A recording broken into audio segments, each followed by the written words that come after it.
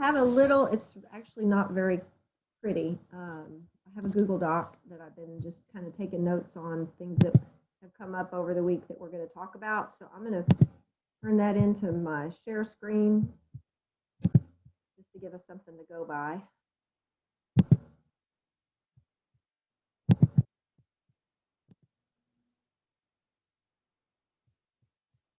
While we wait for more people to come on.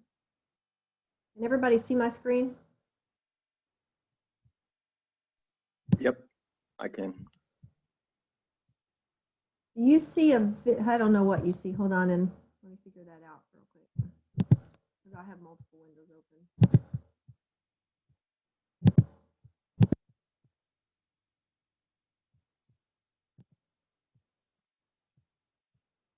You see a Google Doc, a shared Google Doc?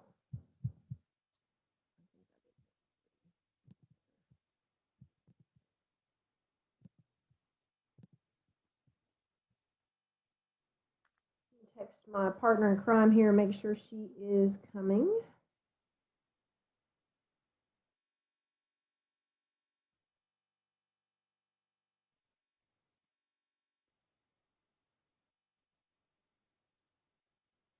Ah, she's looking for the link. So let me do that.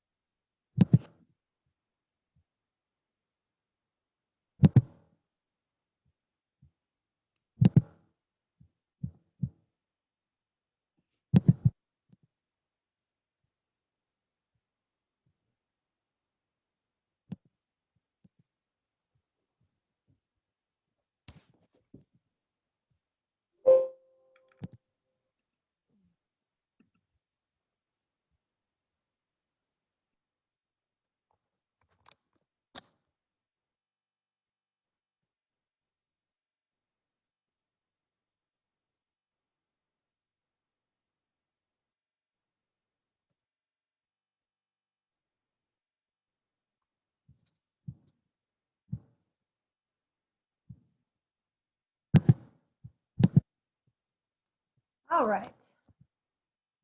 Go back to my screen share. And then we'll start with some introductions.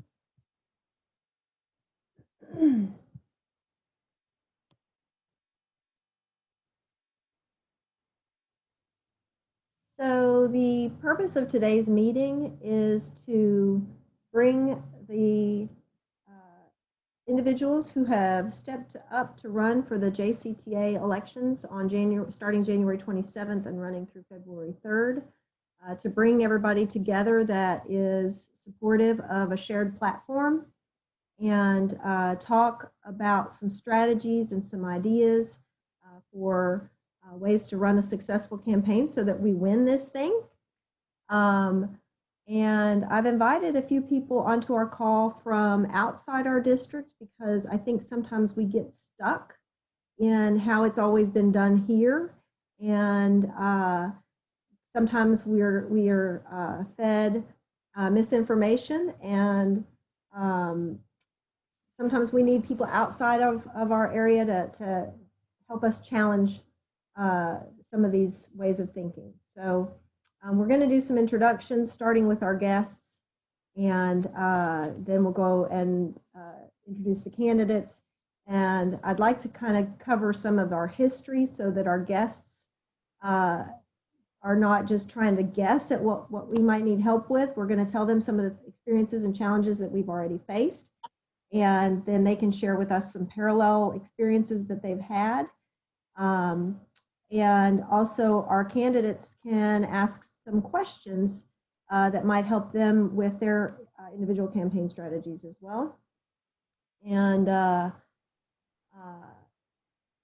of the warnings that we need to look out for, and just brainstorming ideas on how we can work together collectively to get the most bang for the buck, if you will. So we're not stepping on toes and duplicating efforts, but we're dividing and conquering and divvying up the workload, because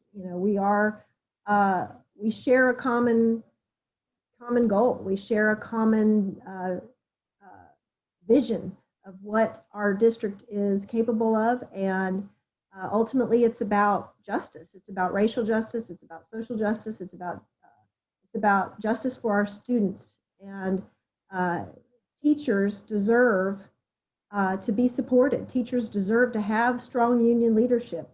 And in order to best serve the students, it's not selfish for teachers to want their pension to be fully funded, right? So we're going to have hopefully some really good discussions and dialogue, and be able to build on each other's experiences and successes. So with that, let me just ask our guests in the room. We'll start with Lois Weiner, ask her to introduce herself, and Rebecca will not be able to join us. I don't know if Jackson will or not, but we do have two others on the call, Aaron Ike, and Alan Levy? Yes, Levy. Levy, but did I spell it right? Yes. And so Aaron did not make it today, but he sent another individual, and I don't have my screen expanded right now. So can you remind me your name? He It's sent Elliot? Elliot Majors, Magrs. Lieve is how you spell Levy. Oh, thank you. IEVE, and then MAGGORS? No. ERS. ERS. One T or two T's? Two T's. All right, so do I have everybody that is here with us today spelled with your name spelled correctly? Lois, would you please introduce yourself?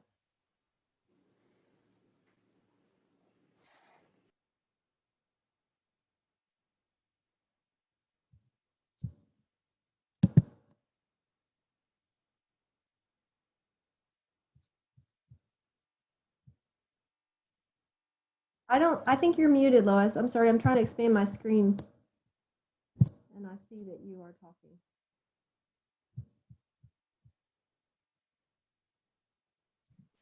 There we go. How's that? That's great. I was a career teacher, high school teacher for 15 years in 2 states and 4 different school districts. And then I got a doctorate and I became a teacher educator for a long time.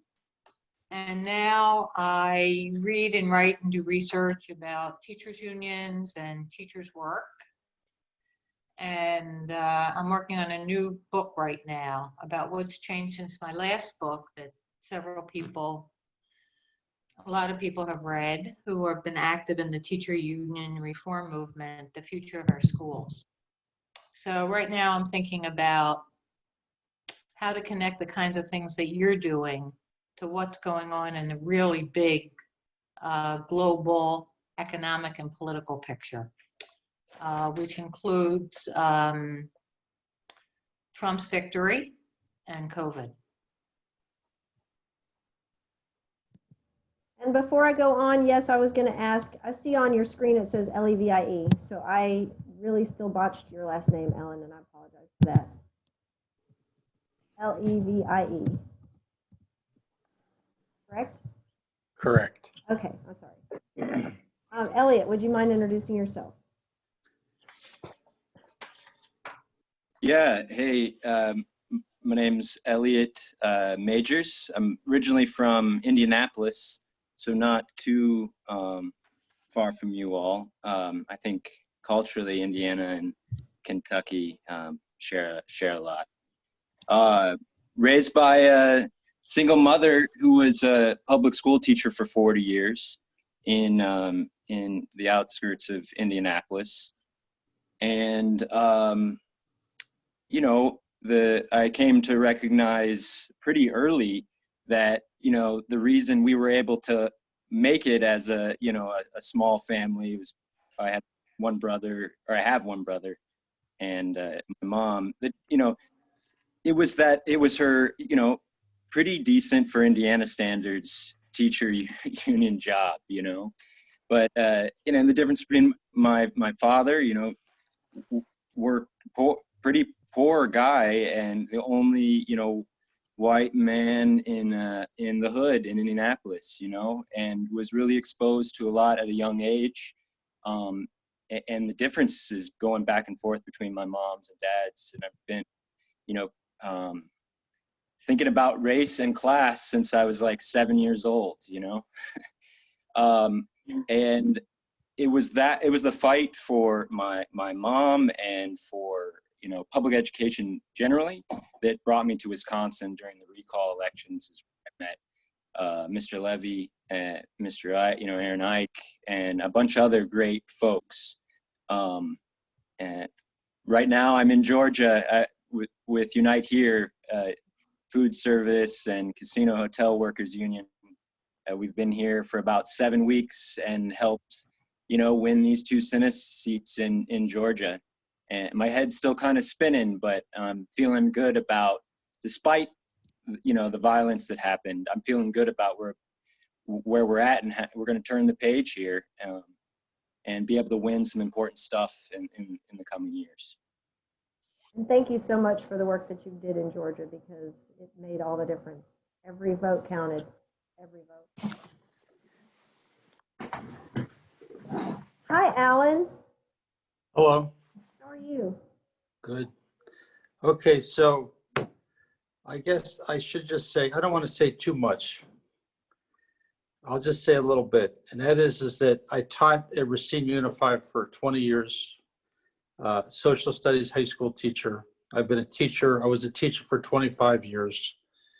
I'm currently the organizing director of Voces de la Frontera, which is a statewide immigrant rights group, which pretty much delivered the election in Wisconsin. I'm here today because Aaron asked me to come. He asked me to come because I pretty much, I kind of put together a movement within Racine Unified, our school district, which is an NEA local, by the way. It's the 3rd largest district in the state. We put together a movement to unseat a very bureaucratic, business as usual leadership.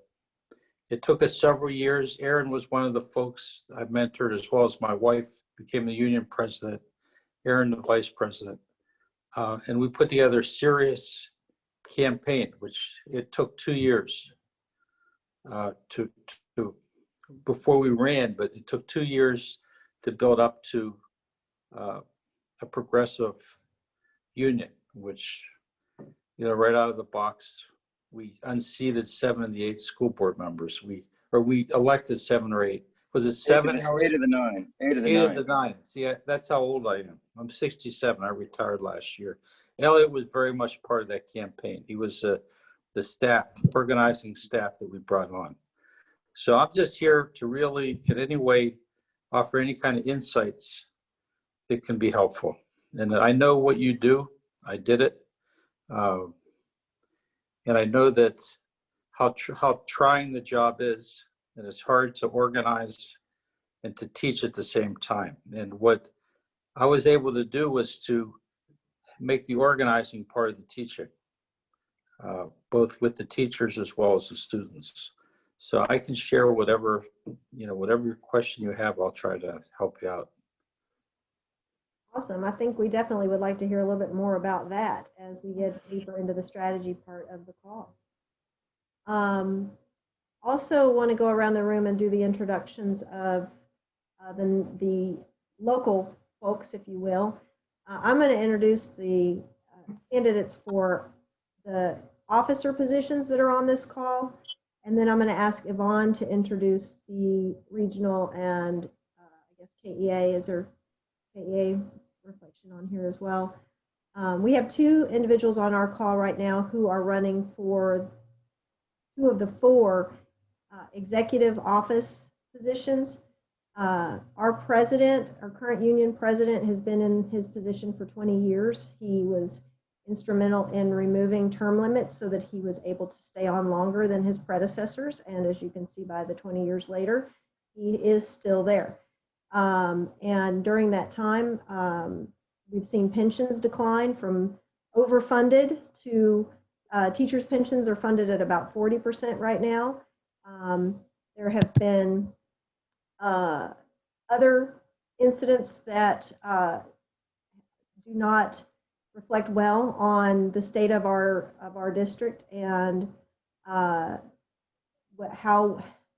successfully we are fighting the current legislature. We're currently facing a very brutal legislative session, so we'll talk more about some of that.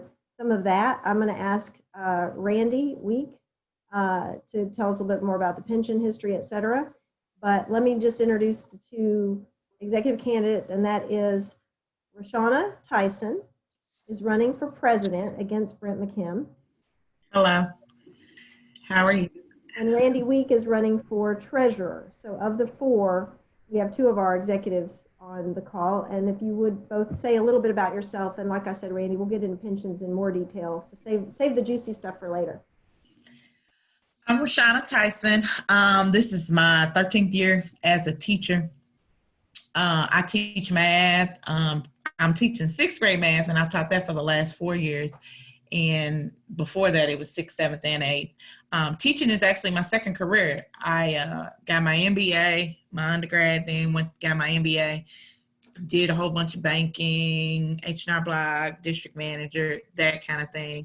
And then woke up one day and was like, oh, I don't want to do this anymore. And so then I said, okay, let me go sub. Because I said, if I go sub, then that'll tell me whether or not I want to do this. So I subbed, had a long-term position, and I was like, okay, this is amazing. And to say it's amazing as a sub means, okay, I was supposed to do this. And so that was it. Went to an out-cert program, then got my master's of middle school math, and then just finished my school leadership in May. Excellent. Randy? Hi, my name is Randy Week. This is my 30th year of teaching, my 22nd year in the local school district. And I founded a group called the Teacher Retirement Legal Fund. It's a 501c3. And to date, we've filed 3 lawsuits because our union won't get off its ass and do it against the state government for the underfunding of the teacher's pension, which is currently, as Gay says, about 35 to 40% funded.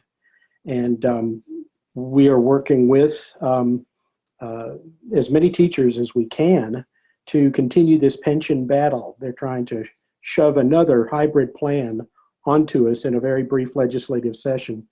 And I've done my best to write some articles and get them out there and inform the teachers that they're being misdirected in saying the hybrid plan is so great when actually it's the underfunding of the pension plan that's killing it. The ultimate goal of these supermajorities in the Kentucky legislature, Republican supermajorities, is to kill the defined benefit plan.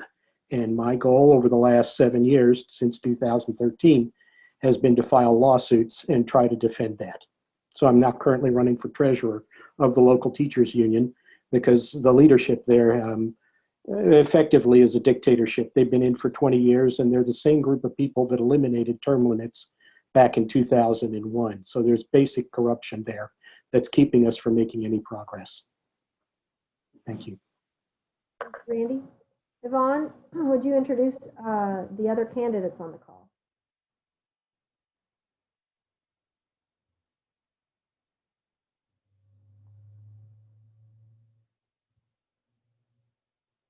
Sorry, I had to admit first. Yes, I would. Let's see who else is on the call. Yes, I would like to introduce the lovely and talented Nicole Finley. Oh no, let's do Nicole Finley and then Kenyatta, because Kenyatta's a kind of in a separate thing. Tell us what position each of them are running for.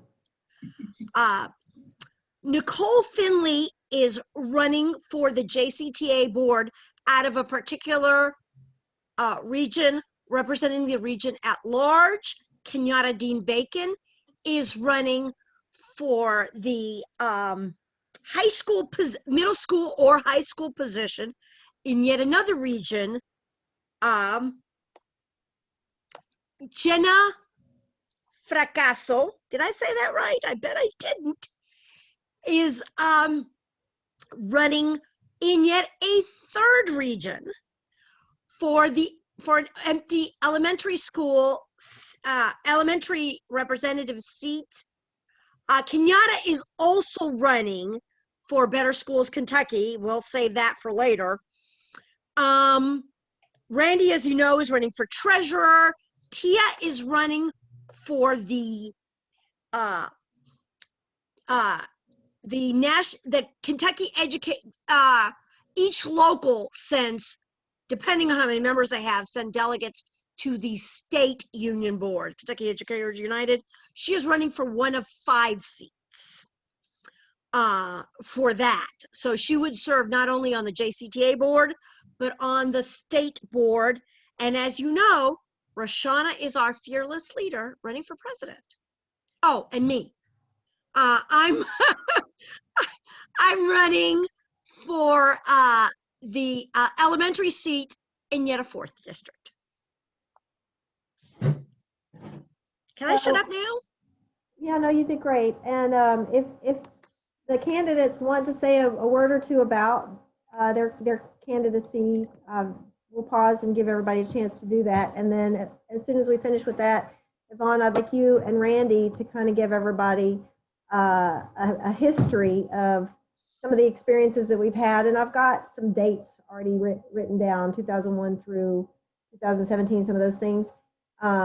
So as soon as the candidates finish saying a few words about themselves, I'm going to turn it back over to you to try to give us a brief history so that so that everybody on the call, even our candidates, may not know how we got to where we are right now, and they need to be informed. So,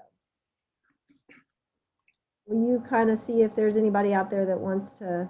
I'll go first. All right. Because I think I know almost everybody pretty fairly well. My name is Tia Edison, and I have been a political social activist for 20 years. I've been a teacher for 12. I've been in the streets for almost 9 months, calling for justice for Breonna Taylor. And I was on the school board, not the school board, I was on the JCTA board of directors for about 5 years. I helped organize the Kentucky teacher strikes and then the rogue strikes the year after that. But other than that, I think I know everybody, and I'm happy to be here.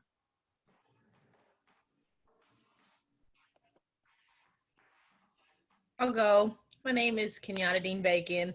I'm running for 2 seats. Have a runoff election next week from the 11th through the 13th for the at-large BSK position. That is our political action committee. Super excited about what's to come and getting a seat at that table to talk about endorsements through our union and how that works and what it looks like. And then the other position is the board of directors position. I am an 11th year teacher. I have participated in getting into lots of good trouble in this 11 years, and I look forward to continuing that fight. Okay, so I guess I'll go. I'm Nicole Finley.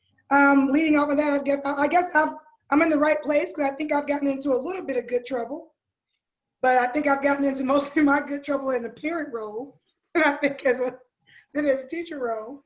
But my name is Nicole Finley. I'm running for the Region 1 at large. I've helped Gay with some of the different marches and whatnot and strikes that she has organized. So I'm more so of a follower and helper in that capacity. I wanted to go ahead and participate and to try and run for a seat. More so is for the inclusivity part of it, just trying to fight to have more change, more inclusion, so that the JCTA can look like a more representative of the students and the families that it serves. because right now I just don't think that lots of us, our families, our voices are heard at the table. As a teacher and as a parent, I have a very unique position to see all the flaws and inadequacies that JCTA, their shortfalls from their policies. Our kids, our families suffer from their shortfalls and their lack of interest in making sure that we had our needs met. And that can come all the way down to pensions, sick days. Teachers are going to school sick, they're working sick, and we're teaching other people's kids sick, which is not good as well. So I just decided to run and get more involved this year. I'm really excited. At first I was a little reluctant, but naturally Gay has a way with words and influence. And along with Batman, there's always a Robin, and that's Yvonne. So the two of them, they have me out here, like Tia said, I'm in the streets in a different way, but they got me out here in these streets. I'm trying to advocate for our kids, our teachers, and our families. So it's a pleasure. I look forward to this time. Thank you. Jenna.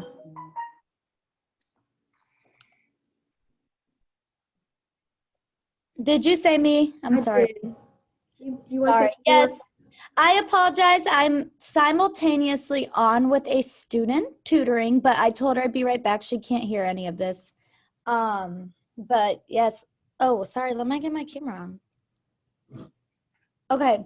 Hi, everyone. My name is Jenna Fracasso, and I'm currently a kindergarten teacher at Maupin Elementary. This is my 6th year at teaching, 5th year at Maupin and in JCPS.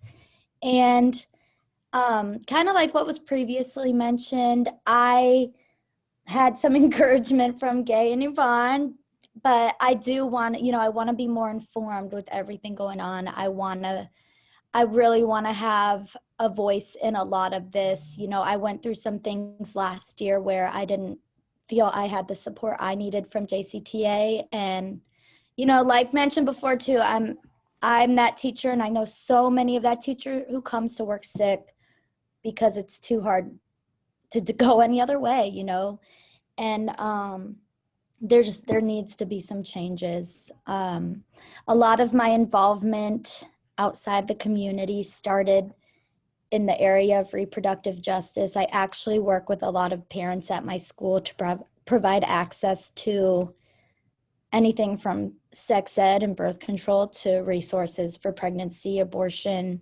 counseling. So, I kind of started that through that door, but I kind of have my foot in a little bit in every door right now. So I'm excited to jump in here as well. Thank you. And we also have Kimberly Mucker-Johnson on the call. She's not running for anything. In fact, she's not a JCTA member, but she's had some experiences with JCTA, so she's probably here more as a witness and that kind of thing. But she's also a counselor, and I asked her to be on our call, and she's been part of our discussions all along because she really is good at looking at things from a very grounded perspective. I call her all the time when I need counseling of my own, and so I asked her to be on the call because there's some things I want her to talk about as we get closer to wrapping up. But a lot of what we're experiencing in JCPS is toxic. It's gaslighting, it's manipulation, and these are things that we are going to need to work together as a team to overcome because it leads to attacks and discrediting, and we have to be able to recognize when that's happening and respond appropriately. So I want Kimberly, Dr. Johnson, to just introduce herself and say hello, and just to let you know that you'll be hearing more from her at the end of the call. Hello, everyone. As Gay mentioned, I'm here just to support. I've been an educator for 19 years, and I grew up in a single parent home and not seeing many Black teachers. I think I had my first Black teacher in middle school. And so representation matters. And I did spend 2 years as a school counselor. However, the union, JCTA, they worked to get me out of that position because I was standing up for Black students who were being oppressed and ridiculed and harassed in the classroom. And so I have chosen not to join JCTA because to me, if you're going to promote that sort of behavior, then I am not going to pay my money and we are not going in the same direction. So I'm very passionate because of the way that I grew up on free lunch, single parent home. And I totally understand those students and their needs. And I'm just here to support. Thank you all. Thank you, appreciate you. Yvonne and Randy, in 10 minutes or less, can you kind of run through, why don't we start with Yvonne, just kind of run through what you think has happened in the last 20 years maybe that Brent has been president, and then Randy can chime in with some of the more technical, pension specific, in fact, and historical, because we know that he knows, he was there when the term limits were changed and some other things. So let's try to do it in 10 minutes or less if that's possible. I will, how about if I give the, you know, if you go onto Internet Movie Database, they have one that gives you the summary and one that gives you the plot. So I'm going to leave the plot to Randy for more details and give you the Reader's Digest condensed version. There is I'm going to sound like I'm going on a tangent, but I am not. There is a now canceled television show by Matt Groening that is not The Simpsons. It's Futurama. We won't get into the details of that except that it's set in the year 3000. And on there's a professor who runs a delivery company named Professor Farnsworth. And his catchphrase is, "Good news, everyone." Except every time he says that, it is not good news. It is the opposite. We're going to the death planet or something. So for years, our pension situation has been getting worse and worse and worse. And anybody who said anything was just not well informed or didn't know what they were talking about, or just negative Nellies, or, you know, they just, you know, just hated the union or hated Brent. You know, none of these people, you know, even after it, you know, it was revealed, these people are still, Randy and others, Chris Toby, are still being reviled, you know, which I understand because it's hard to forgive somebody who's been wrong, but it is impossible to forgive somebody who's been right. So periodically, Brent will tell us about his great lobbying team and the great deal they have gotten for us. He is so proud. Good news, everyone.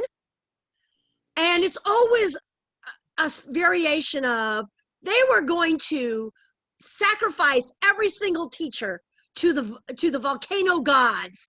But good news, everyone. Now they're only going to sacrifice 10% of them. I'm like, you know what would make me happy and think it was good news? Where no virgins were sacrificed at the volcano. None. No teachers.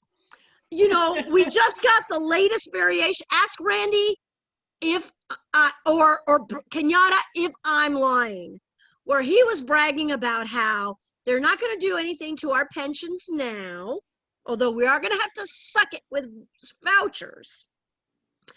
But all the new hires are going to be in a crappy hybrid plan. Good news, everyone. You know what?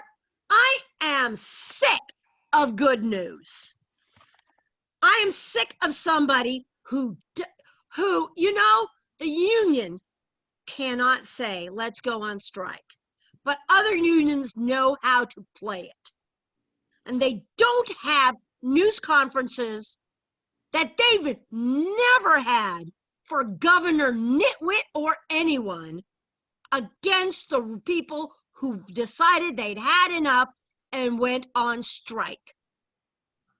We were rogues because they were secretly, negotiating behind the scenes, and we might wreck all of that. Screw that noise. If we had not gone on strike in 2019, they would have wrecked our pension then, and and we would have vouchers. So I will shut up now. Okay, I'll pick it up there. There is a very good PBS Frontline documentary on this situation with the pensions. It was filmed in 2018, was nominated for an Emmy in 2019. It's called The Pension Gamble, and it covers this corruption in the Kentucky pension. I'll just cut to a statistic, and that is that 3 of the ratings agencies, Standard & Poor's, Fitch, and Moody's, have lowered Kentucky's credit rating to something one little step above junk bond rating, because the pension debt has not been dealt with for the past 15 years, and during the 20-year, 2-decade rule of the current leadership of our teacher union, that is the same group of people who eliminated term limits. During that time, the pension has fallen through underfunding and through secret agreements with hedge funds such as Blackstone, Carlyle, KKR, a huge list. And we, as members of the pension, are not allowed to know the fee structure of those proprietary agreements. So we have an underfunded pension, the lowest teacher-funded pension in the country, and at one point it was healthy. It's now at about 40% in spite of the propaganda, because they use high return rates to say, well, it's going to repair itself. So effectively we can say it's funded at 56%. That's an outright lie. And that is why the ratings agencies continue to see through the lies of our association and our KEA, which is an NEA affiliate. I'm very ashamed that NEA has not stepped in here and upbraided these people. They have downgraded this because of the pension debt. It's somewhere in the neighborhood of 30 billion with a B dollars. And what they're currently trying to do in the legislature is clip off the new hires, put them into a cash hybrid or a 401k style, which cuts off funding for the current debt. And we pay 13% of our salary into the pension fund. So what it does is gash a hole, an even bigger hole in the Titanic. And that is why the state financially is sinking. And the legislature is trying to put a Band-Aid on it by saying, well, we've solved the new hire problem, and we'll come back to the debt of about $30 billion for the teacher's pension. But in effect, what will happen is they will have to cut benefits of the current retirees and push this debt back onto the localities, which can declare bankruptcy. And that would send it into the courts. The bankruptcy court could then cut the benefits, because as you well know, I'm sure you're aware of it, states cannot declare bankruptcy. So the current supermajorities in the Kentucky legislature, which are Republican, are doing everything they can to skitter away from the light and quick push this thing through. When the teachers are busy with NTI, we're not paying attention, and teachers aren't really paying attention to their pension anyway. They assumed it was a good faith promise, but they've been snookered.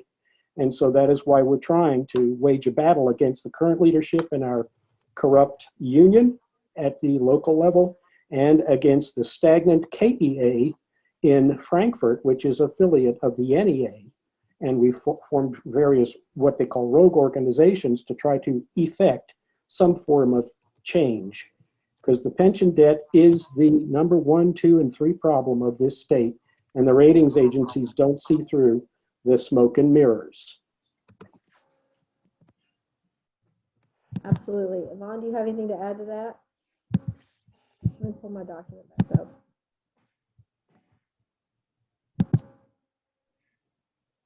It would help if I unmute. The only thing I have to add to that is that you can tell when Brent is prevaricating, because the explanation gets more highfalutin and longer. So when I asked him about 2 and 20, which is the standard, oh, whoa, this went on for a while, which made me say, okay, it must be 2 and 20. Because if not, he wouldn't, well, you know, we don't have outside people doing TRS. Whatever. You What's say 2 and 20? 2 and 20 is if a hedge fund, you know, a manager who's put you in a 401k, or even if you're in a pension, is managing your pensions. You're going through these, you know, iffy financial instruments. They take 2% of the total amount that they are managing, regardless of anything. They get that up front before they've done the first thing, and then 20% of anything they make.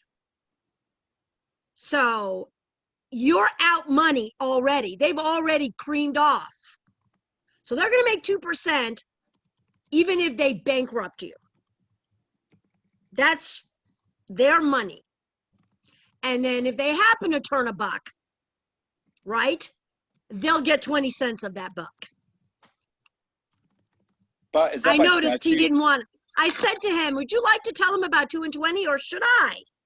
Which is why, you know, that conversation had to go someplace else. And that's yet another reason we need a change.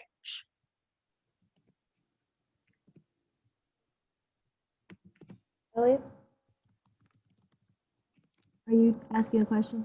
No, I just am trying to keep my phone from falling. Oh, okay.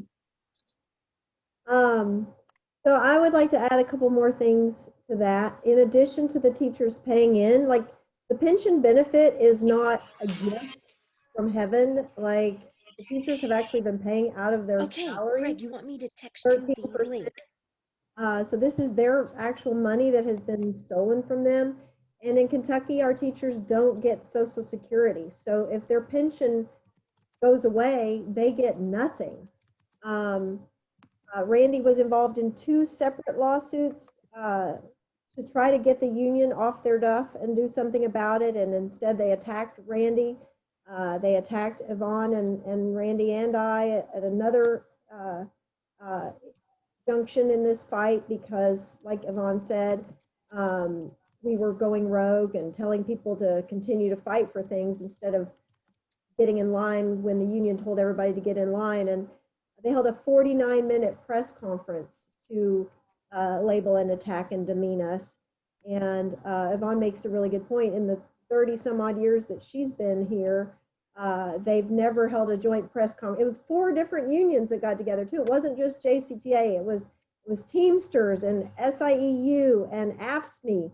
The leaders from all 4 of their organizations, and also KEA came in virtually in some other attacks at the same time, telling us that it was, you know, to stay in our lane. Because I'm not a teacher, I'm a parent. So that's another criticism we face, is that it's none of my business, even though I'm a taxpayer and my kid was in their system and other parents' kids are in their system. So these are all things that we have to be prepared that these are tactics they use, and we have to be prepared to respond appropriately. And I'm sure our guests have some experience with some of that as well. So I do want to get through some of the history real quick so that we can get on to the point where we hear from our guests, because that's really why you're here. But I also just want to point out for our candidates that are newer teachers, we've had some tremendous successes in the past 5 or 6 years. And they tried to discredit us back then until, I don't know if you saw a post I shared on Dear JCPS just yesterday from 2015 when we first held, we brought letters to the board, to the school board, to tell them some of the things that teachers were saying and parents were saying, because they were afraid to say it publicly because they always get retaliated against when they do. And so the district tried to discredit us and say, we don't need a self-appointed stakeholder advocacy group. Well, yeah, you do, because what are we supposed to do? Wait until they appoint one? Because we know how that goes, you know. They pick their go along to get along folks, and things continue to disintegrate. So it's been an interesting ride. Brent, I want to ask Randy and others about the video that Brent sent around today about pensions, but maybe we can cover that in just a bit, maybe closer to the end of the call. But we also want to talk about the PAC. So the union has its own PAC that endorses candidates, and they continue to endorse candidates that vote for charter schools and vote for vouchers and vote for sewer bills and give logins to people that are trying to get tax funding taken away. And this just happened with an elected candidate that JCTA endorsed. His name is Jason Nemus. A Tea Party. Can I interrupt just 1 second to explain a sewer rat? Okay, in the interest, for our audience at home, as I'm always saying, for our audience at home, in Kentucky, there's a deadline for when you can file a bill. But even after that deadline, you can take an existing bill and amend everything from the title to the very last period. So fittingly, they took a sewer bill after the deadline because they said they were not going to trash the pensions. And because they're such honest folks, they put it into the sewer bill. Also because they are stupid about optics. And so people who voted for the sewer bill are sewer rats. Please take it away, Gay. Thank you. So these candidates keep doing these things that are harmful to to education, that clearly are in line with the ALEC agenda, that clearly have dark money behind it, that if you read Chris Tobey's book, which Randy referenced earlier, are tied to the people that are trying to siphon money away from the pensions, and this money then funds their campaigns. So, you know, it's connect the dots kind of stuff, and it sounds really conspiracy theory-ish, but if you do the research, you can see how this is all intertwined. And BSK is it's Better Schools Kentucky. It's the name of the PAC that endorses these candidates, and it's a 12-member panel. 10 of those members are nominated by the president who's been in his position for 20 years, and then they are rubber stamped by the people that are already on the committee. And there's 2 at-large seats to make it look like it's Democratic, but you know, if you get 2 at-large candidates successfully on the board, 2 out of 12 is still not enough to change the outcome in any significant way. But that's the position that Kenyatta is in a runoff for right now. They held the election last month and they botched it royally. Like, they couldn't make the numbers add up. When we questioned the numbers, they can, instead of come back and defending the numbers, they said, oops, we made a mistake. Kenyatta did win. And then later, after some more questions, they said, oh, wait, it wasn't a majority vote, so we're going to have to do a runoff. So all of these things of them making up the rules as they go, because they're trying to manipulate the outcomes and try to keep control over who sits at this panel, because this is how they decide where to funnel the money, and it's tied to the pensions. Like, it's really, really, really shady. Kentucky is one of the most corrupt states in the country.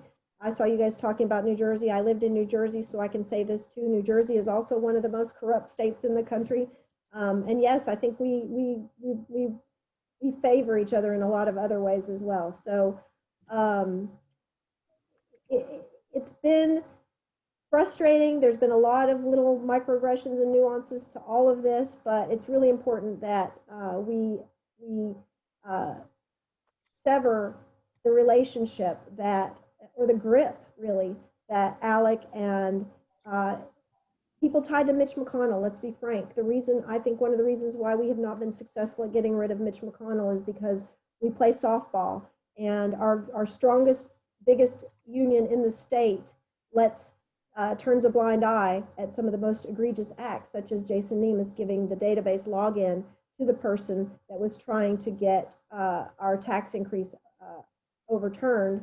And then when the members found out about that, they questioned the union, and the union, the BSK, and they met and had a meeting and still couldn't take away their endorsement of this man. So it just shows you that there are people other than teachers calling the shots on their own union decisions, and that needs to change. So some of the history that we've accomplished since 2015, when that's as far back as I go. I'm sure there were many other things going on, but I can share with you some of the things that I've witnessed and experienced, and that is we were able to get rid of school board members that were enabling and apologizing for bad leadership.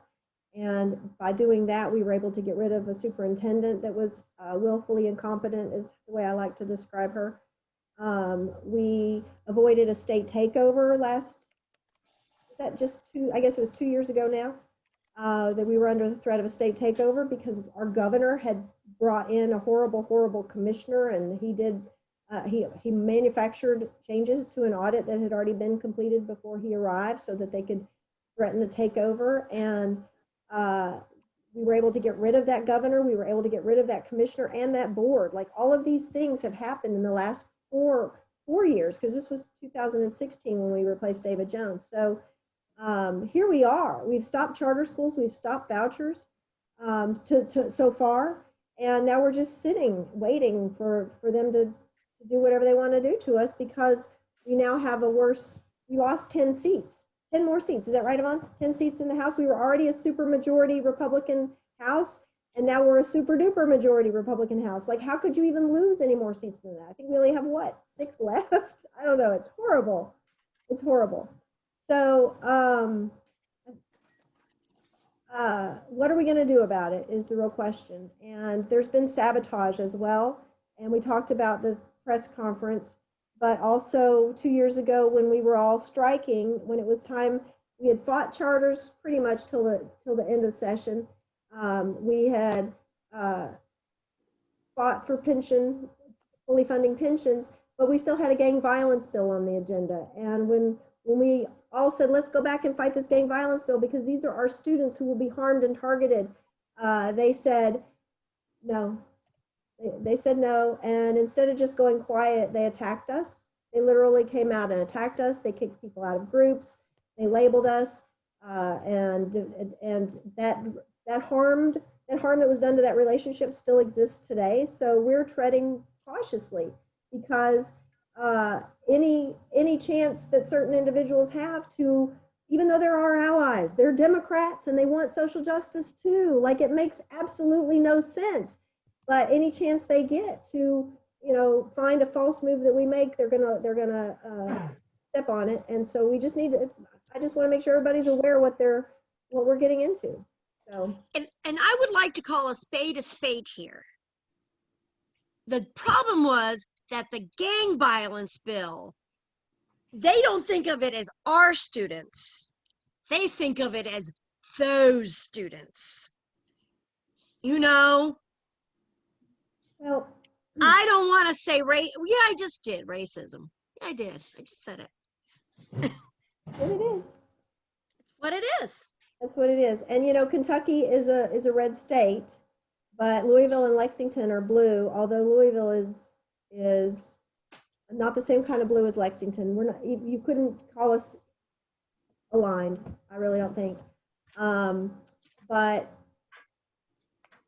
we still have racism within Jefferson County as well. Many of our teachers are in denial that their behaviors are harmful to our Black students, and we're fighting that battle too. So, but it's not surprising that across the state we were not supported.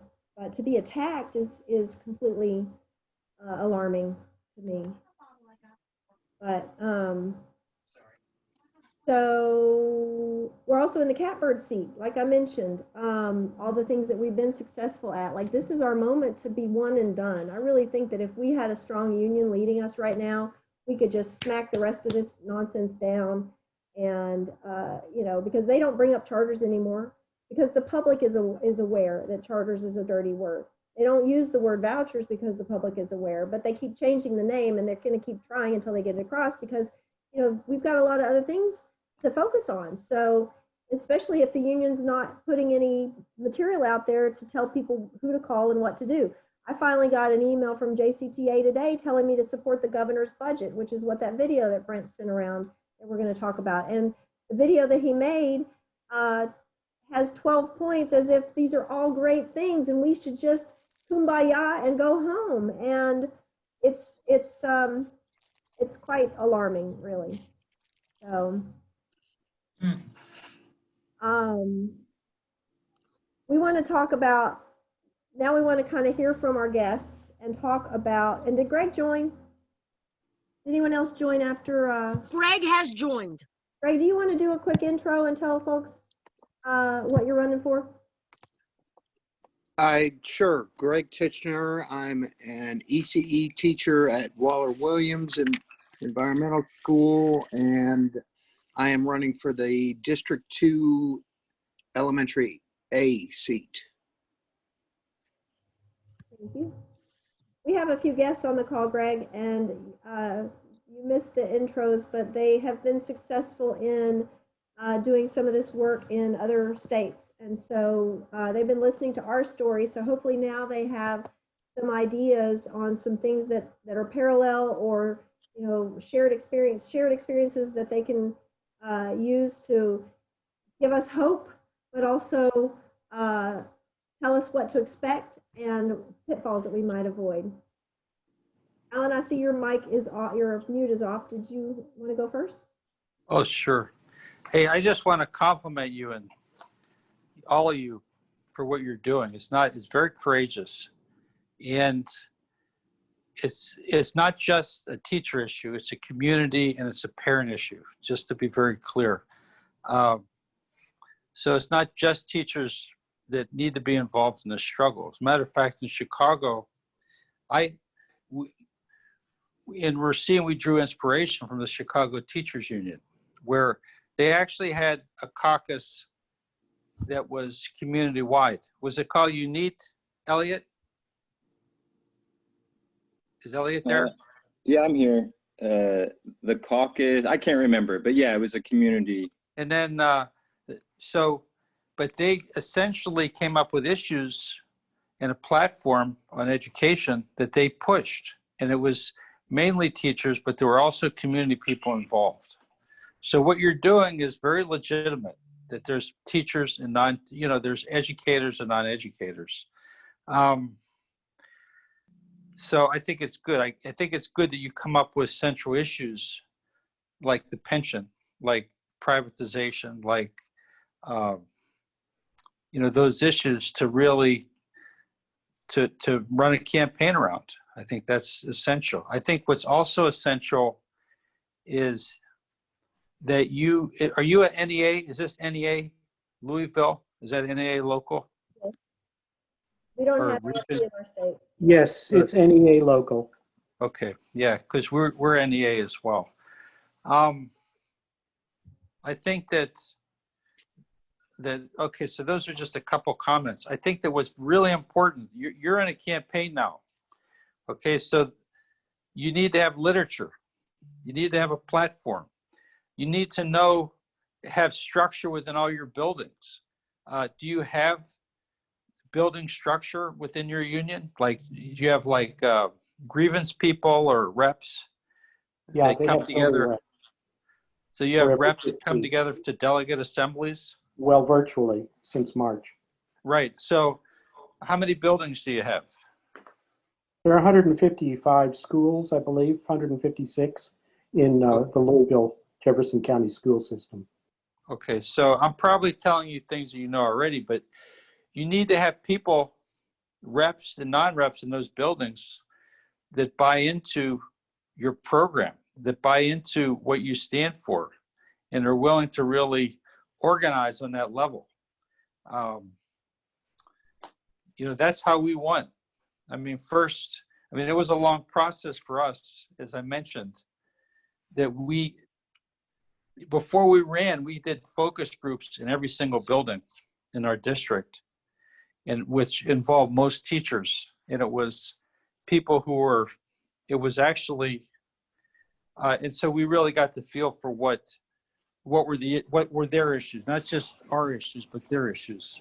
I'm assuming their issues are, you are a teacher and the pension is absolutely critical. So I'm assuming that is a big issue, but it's very important that you identify a broad group of supporters and that they start making calls. and you go down the list, every building. If you have reps in the buildings, that means you have lists of every member in those buildings. I was telling Gay that our union didn't want to give us the list.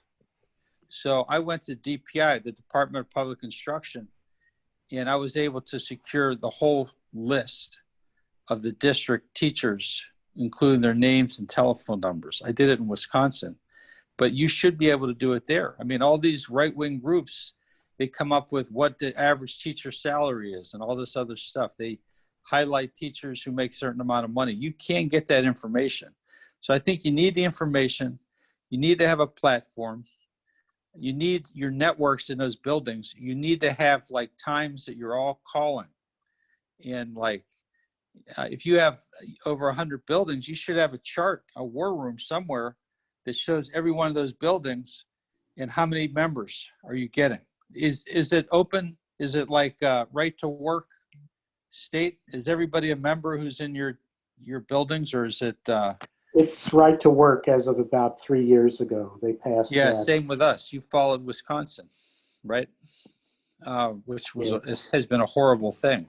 So you need to have like a real tactical, strategic approach. It's not enough to be right. You have to have a program. It's not enough to be in opposition. You have to be able to offer hope as to what it is that you believe the union should be. And then if you keep pushing that program, they already know. Your teachers already know that the union is not meeting their needs. So you don't need to point out. I've heard like 15 times in this conversation, this other guy or the guy and what they did. What you need to do is, what are you going to do? Right. What do you stand for? What hope can you bring to teachers? And if you do that, they'll give you a shot. We beat an entrenched group it was unbelievable. It was just like your group. We beat them because we offered hope. That's not the end of the struggle. Winning is just the beginning. But to win, you have to get people to buy into a program. You have to write it up. You got to put literature together. You got to have a central theme, and then you need to strategically, like we even, Elliot, I think you did it for us, put together like the list of all the teachers, and then we like, just like, I don't know if you guys are involved in electoral campaigns at all, but just like electoral campaigns, public campaigns, for governor or senator or whatever, you rate people 1, 2, 3, 4. Are they strong supporters? Are they supporting? Are they in the middle? You have to rate them, and then you have to take the people who are ones and get them actively involved. The ones and the twos, the threes, you got to have your networks come, like, who knows so-and-so, that's a 3. And have regular meetings where you're really discussing how we gonna convince these other people, who knows somebody, who knows this and that. So the time for talking is almost over. If you have 3 weeks, you guys need to hit it hard. I don't know, do you have literature? Do you have any literature? We made a graphic for Facebook so far. That's pretty much all I know of. But I think each of the individual candidates are working on some things. The best electoral organizer that I've ever come across is in this Zoom right now. His name is Elliot Majors. And I don't even say that just to build him up. I mean, he's won Senate campaigns. He's never lost an election campaign on a high level with the Democrats. Is he for hire? Can we hire him? He may volunteer. You may not be able to hire, but he's good for everything. But the first, who's running for president of this union? Who's the person? Miss Tyson. What? Miss Tyson, that would be me. Are you that Miss Tyson? Uh-huh. The first question that Elliot asked of the person running for president, which was my wife, and she won, was why? Why are you running for president? Because I'm tired of the same old status quo. I don't want that. I want new. But why are you running? Because I think I can bring the new. At least I can do some things differently, listen to people. And I don't know. I really don't know. So I don't have skin in the game with other people. So what you're saying, if you turned that all positive, you said, I'm running for president because I heard you say a lot of things before. You said, I love teaching. I love students. I love my fellow workers. I believe I have experience. I believe I can bring change to this union so that we can have hope and we can work with dignity. I heard you say all those things, but you have to be able to say those things to other teachers. Okay. Am I right, Elliot? Yeah, absolutely. Absolutely. I think that you're setting it's clear, like that. I could go on and on about how similar this is to the trauma, the trauma in Racine around the fight for public education, which is also the fight for Black lives and, for working people. It goes on and on, right? You all are more connected to the community than anyone else in society, So when I heard folks, I know that she isn't a member yet, but her instincts, right, around the counselor. I'm sorry, I was trying to take notes. Miss Edison, maybe. Kimberly Johnson. Yeah, the connection to Black lives and and you do have to stand up against the institutional racism inherent in everything, right? Inherent in our educators. And that's a fight worth having, right? But yeah, you have to lead. I just want to, everything Al just said is right on. It makes me a little nervous. You only got 3 weeks. It sounds, the stuff you guys have done is so impressive, right? But I would just echo that if there's not a plan written down that you all come up to, collaboratively on, that needs to happen ASAP. I do think it's important you think of yourselves as a slate, with a common vision, the same lit. I do think, why would we expend all this energy for on the Democrats doing the phone banking and the canvassing, which, might not be possible right now, and not do it for ourselves. When I helped, I was in Wisconsin in the fight back against Act 10. Now it's illegal to collectively bargain for public workers in Wisconsin, right? And I was there working for the Dems, and lo and behold, I met Mr. Levy. I was there for the fight for public education and was brought into, the effort to take over the local. And it just, something clicked for me, and I think for all of us that we had to do those skills that we apply to getting people elected. We have to take that same ownership, and figuring that out. The fight over the lists, was one of our first fights, and it's also a fight worth having. It was draining. So I'm not, you have to make that decision yourselves. Maybe you already have the list, but having a permanent base. This isn't like the Dems where we're turning people out to elect someone, then we have to go negotiate it against them to get, pennies.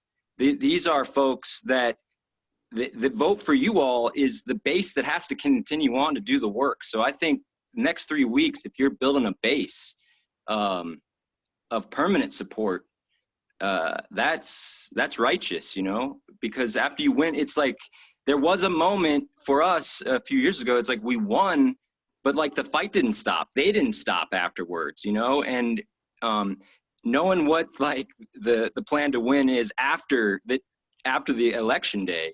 Right. I think it's super important and is like a lesson that it was a hard lesson for us. So Zoom is very difficult for me. So I'm sorry I'm blathering on, but yeah, that's what I'm thinking right now. You're doing just fine. It's good advice. Thank you both so far. I'm still listening. Lois, would you like to say something? Yeah, I do. Is my mic okay? Yeah. So look, I want to agree with what Alan and Elliot have said, but I want to cast it a little bit differently. I think that at this point, you should understand yourself as a slate that is a ginger group for a caucus. Let me unpack that a little bit. In other words, what you're doing right now is you are laying the groundwork for a more permanent organization, right? With 3 weeks left to go for the election, I want to say this, even if your entire slate were elected, I think it would be a disaster because you would be elected on a low turnout. And what can you do with a low turnout? That means the majority of people who are paying union dues are still alienated and disaffected, right? And so the thing is, you're building, and I want to agree with what Elliot said, and Alan, you're building a movement.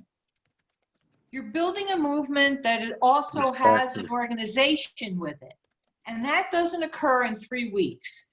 But you already have all these victories. You're in a very, very, I don't want to say interesting because that makes it too researchy, but you're in a unique position here because the movement has won victories, right? I mean, you've had people who have been on the board of directors. So there's obviously a resonance for the things that you want to bring forward, the issues that you're concerned about. There's obviously a resonance among people who are union members about these issues. And so the task is now going forward, how you're going to organize that into a movement and an organization within the union and also within the KEA.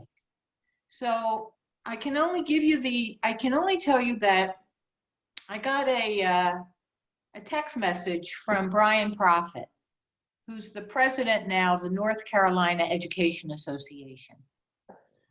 And Brian's text message was to remind me that in 2014, Brian called me up to talk to me about forming a caucus in North Carolina.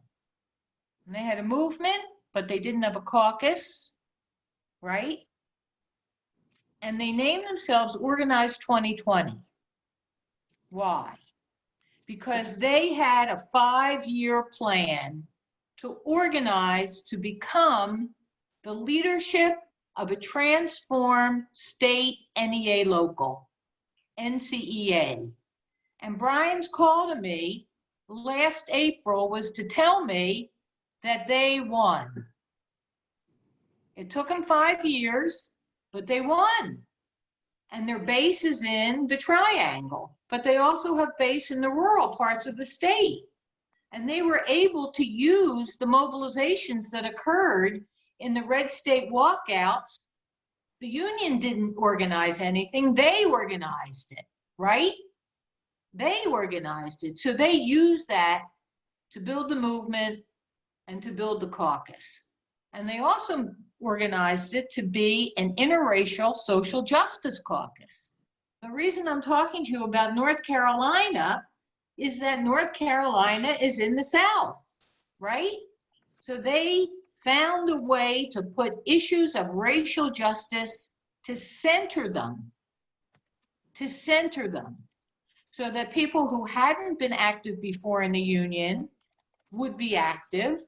Older teachers who were concerned about pension would be active. And teachers like Jenna, have you been active in the union before? Jenna's still there, she was with her student.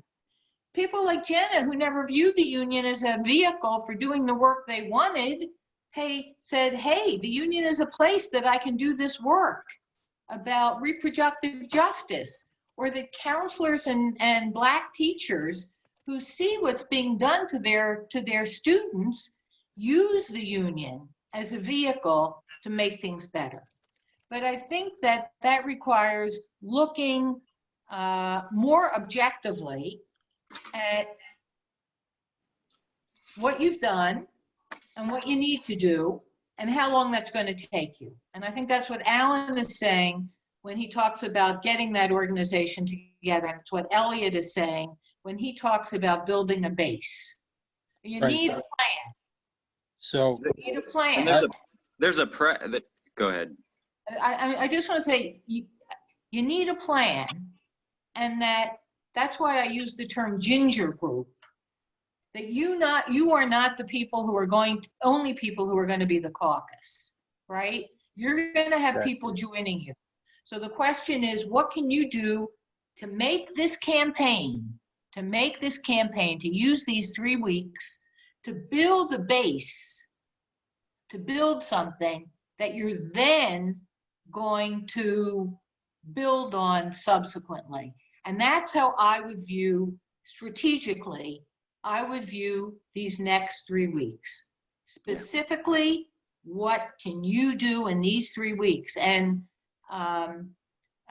somebody was like, you have to excuse me here.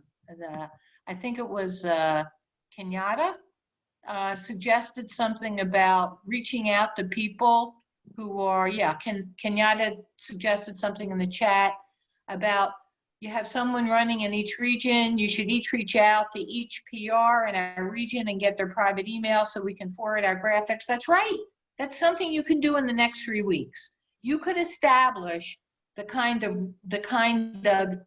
inter-district organization, right, for this campaign, to use the campaign to build that organization. That's what I want to say. So I think that you're friggin' brilliant. You're a brilliant person. And you know, some of the things you said were going through my mind as I was talking. I think that, just a small caveat, I think that as part of your platform, that you put the caucus as part of your platform, that we're building a caucus, which is building a movement so that we can create change within and outside this union. That's societal change. So that people who are union members own it. Exactly. So that people who are union members own it. We own the union. Spouses. Tyson, that to me is your message. If I were the president, I don't own the union. I'm not running to own the union. I'm running for members to own this union. Exactly. It's members who must own this union.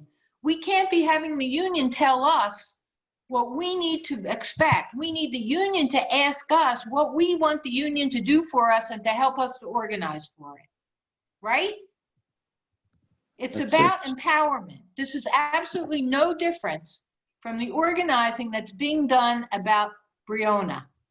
It is exactly the same. Those strategies, that organizing, you take into the union and you use that strength and that same passion and you say, this is a union that we need. This is the union we need to build the society that we need. Exactly. And I just have to say, I have to go now because my husband told me I have to get off. But I'm just going to say this. I know so much about this. I have so much to say about this. I could write a book.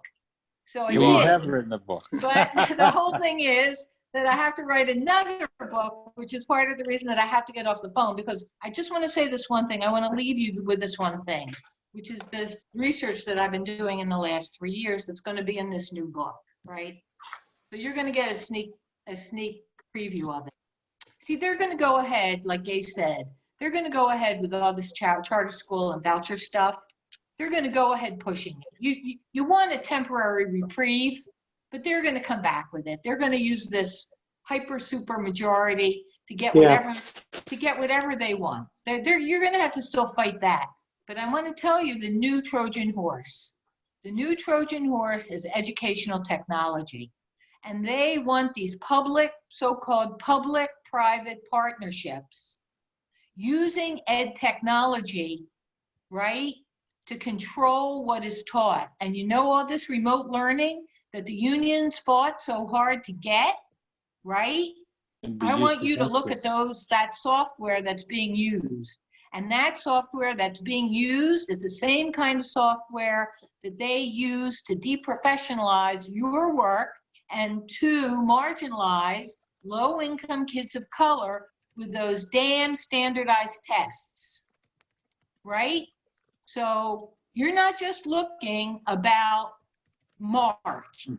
You are looking for what's going to happen in September when the schools reopen. And that's part of the responsibility of the movement.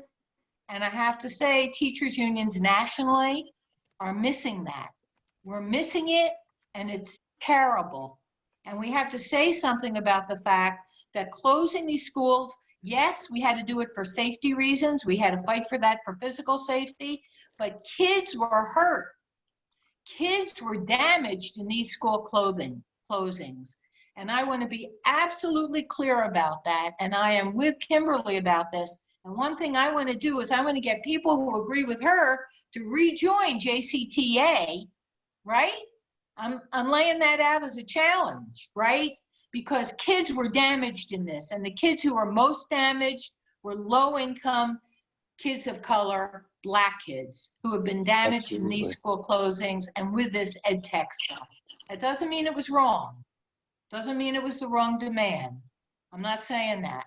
What I'm saying is that we got to be honest about who was hurt and how people were hurt. Because to me, the point of a teachers union is our job is to defend the profession and public education. And that means defending the kids who are the most vulnerable. And Tyson, that's what I would say to them. Right? Amen. Amen. So anyhow, yeah. listen, I'm going to get off my soapbox here because my husband told me I had to get off. Tia, you take care. Everybody, if I can be of help, you'll let me know. Okay? Absolutely. Thank you so much. Okay, ciao. Thanks. Yeah. I just couldn't agree more with, you know, and I think that but I do want to recognize and honor your trajectory here, you know, the litany of stuff that you have won and fought off and inspired, you know, thousands of people in the, you know, since 2015 is why you are all here, I think. And I do want, so I could go, and I think there's a lot of energy in that direction of what is going on. But I do want to bring it back to that it is, you know, you want to, like, I guess the question is, why do you want to win? You already have it seems like an organic organization. Why do you want to win the, you know, the structure? Why do you want to win the union?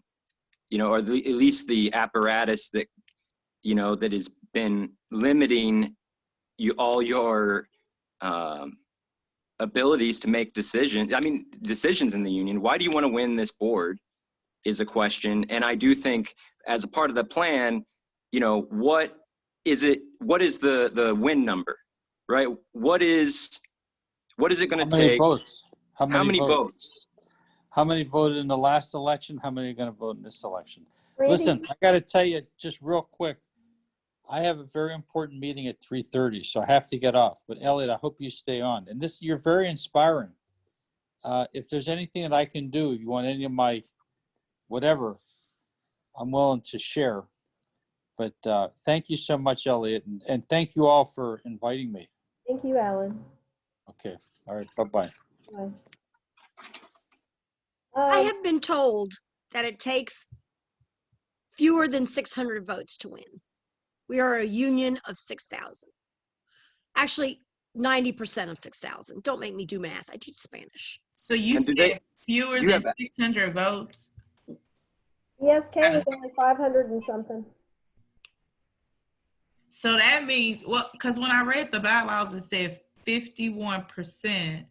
And I figured that I'm saying about 3,000. I'm not saying that.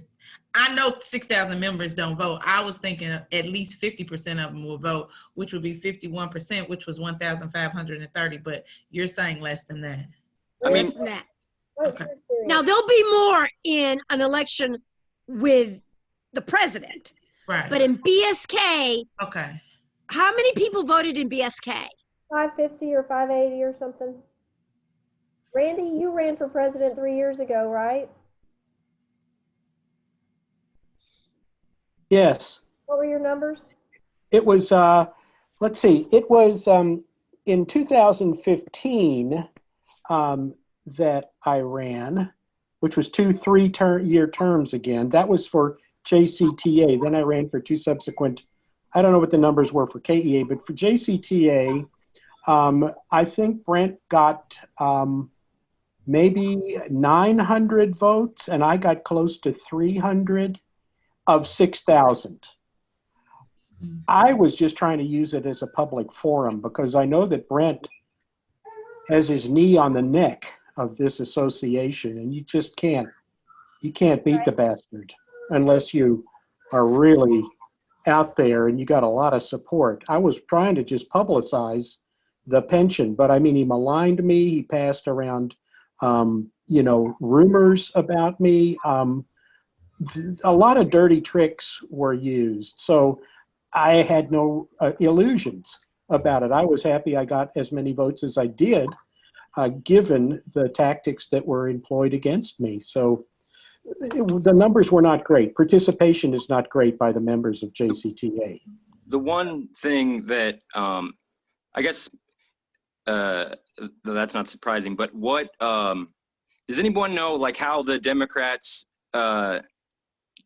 determine how many votes they need to win in any given election? Half plus one, right? X plus Yeah. 1. X plus 1, but also 50 plus 1. that's true, but it's also a little more, just to go a little deeper than that. It's, if we look at the last 3 elections of its kind, of any given election, its kind, whether it's school board or governor, you take the last 3 elections and then do the average, and then you apply the X plus 1. Right. It's like we need to know, and it's going to be different for president, like you all said. I mean, so that is something, if you can really get those vote totals from past elections somehow. They've been posted after we Well, there bitched you and moaned. go. So that is really good news. Hey everybody, I've got some good news. Everybody.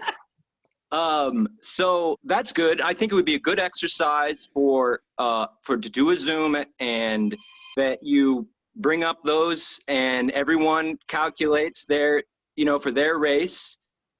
The other exercise, maybe you could do it at the same time, is folks need to, and you all need to hold each other accountable on this. You need to make lists yourself of your people, those running or those not running can help, because they can turn out folks too. But everyone needs to, and to get us a projection, or to get you all a projection of how close you are to, based on your all's base, people that you can come up with that you think are going to be solidly for you. And then what's the difference? Are you all feeling me on that? It's how many votes do you have to make up? You're still going to have to get commitments out of everyone on your list that you come up with, but that's also the time to enlist folks in doing the work, right? I mean, if you are approaching it not just around personalities, electing you all for, you're wonderful. I can tell, I miss my mom. I miss a lot of people. I've been in isolation here in Georgia in this extended stay. So I can tell you all are, folks probably like you, your colleagues probably like you, but it's like that vision that you all have is, I think, what's even more exciting, and enlist them, because, and I don't know, it's going to be difficult with Zoom, but you can still have phone calls. You could, or during COVID, you could still, I could see a large, how many people can you get into a Zoom? We have 1,000 laid off Unite Here members, from casinos to, hotels. that are here in Georgia that spent the last 7 weeks, and we knocked on over 1 million doors in 7 weeks, you know, and it was because of our structure. And so, yeah, I mean, this is where I lose. This is where Zoom kind of messes with me. It's like it's really hard not to look around a room, but I'll shut up for a second. I want to hear what folks are thinking about those kind of practical approaches to zeroing in on how to win and deliver this election. So Well, I got my I was thinking about too, which is one y'all mentioned, having contacts at every school. So making sure, and I've had somebody that reach out to me that has like contacts at every school to start making those contacts. And so then I've actually tried to make a list of just my own personal contacts of each school. So I know from there, I know that those messages are going to get delivered. And then I was thinking the same thing, a Zoom, because of COVID, having a meet and greet, like just because of COVID, so people understand and start getting that out there, just knowing and hearing the things that I am thinking about. So those are some of the things that I've just been, you know, tossing around in my head, and just saturating really social media, because that's really what we have right now, because I do believe COVID is real. So being in person is not really one of the things that I want to do. I everything you said up until the last point, I'm on board 100%. I'm sorry, I usually don't push back with people I don't know, but I'm just going to keep it real. I think that the social media strategy is important, you know, like posting videos and whatever. You all are creative people. You can own that, but I think the getting the phone numbers, having a phone conversation with a colleague, it's you know, going through that it's, you know, it's time consuming. I don't know, you know, you all are teaching it.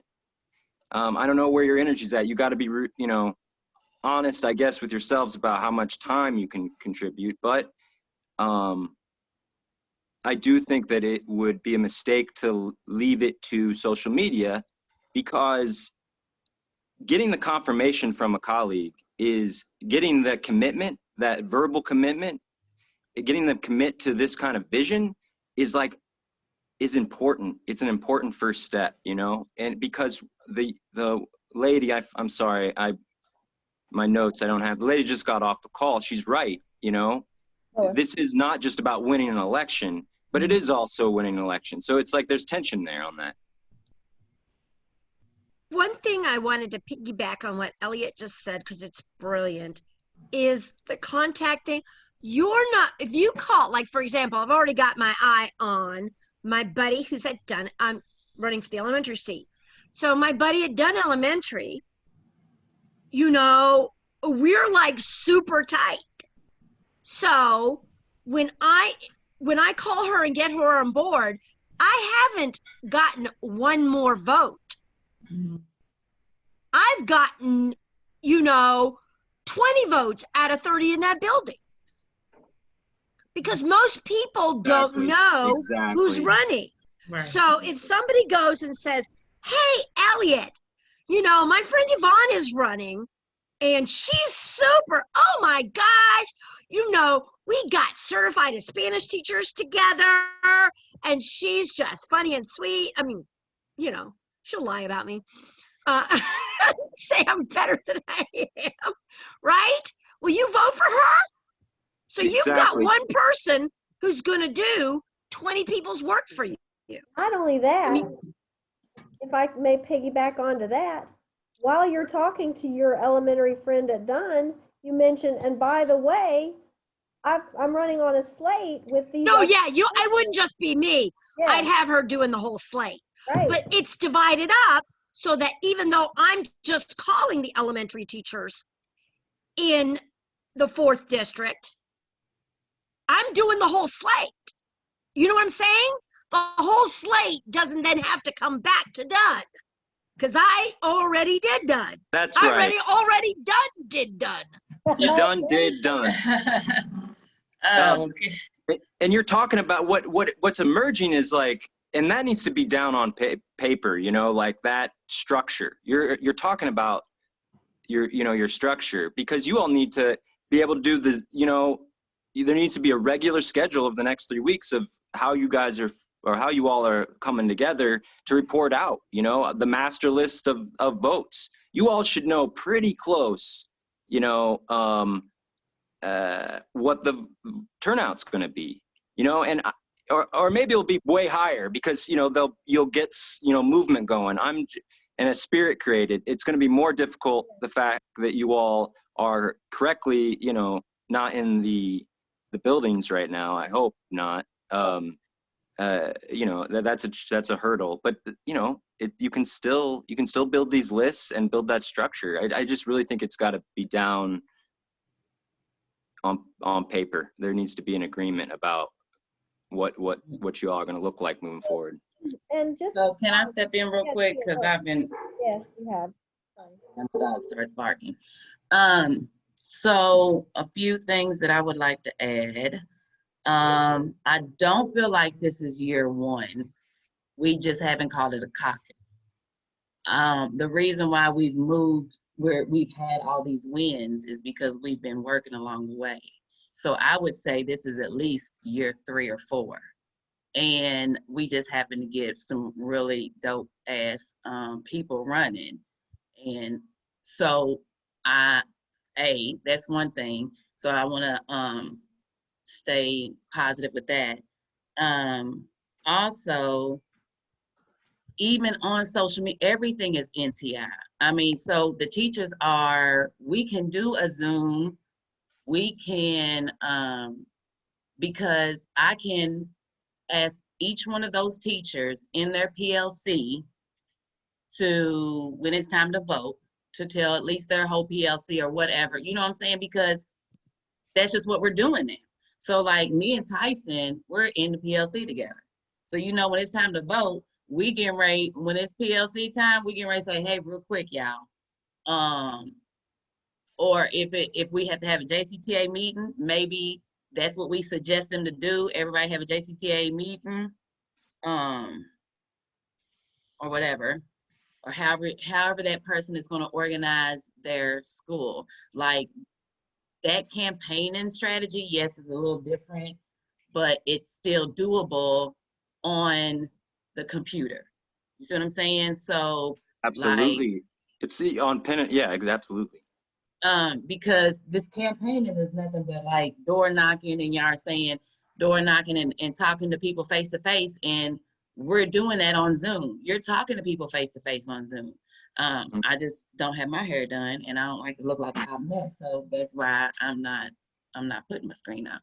But anyways, that part. Okay, and I don't have any hair, so I got nothing to worry about. What'd he say? He doesn't have any hair. I got very little hair, so there's nothing to worry about.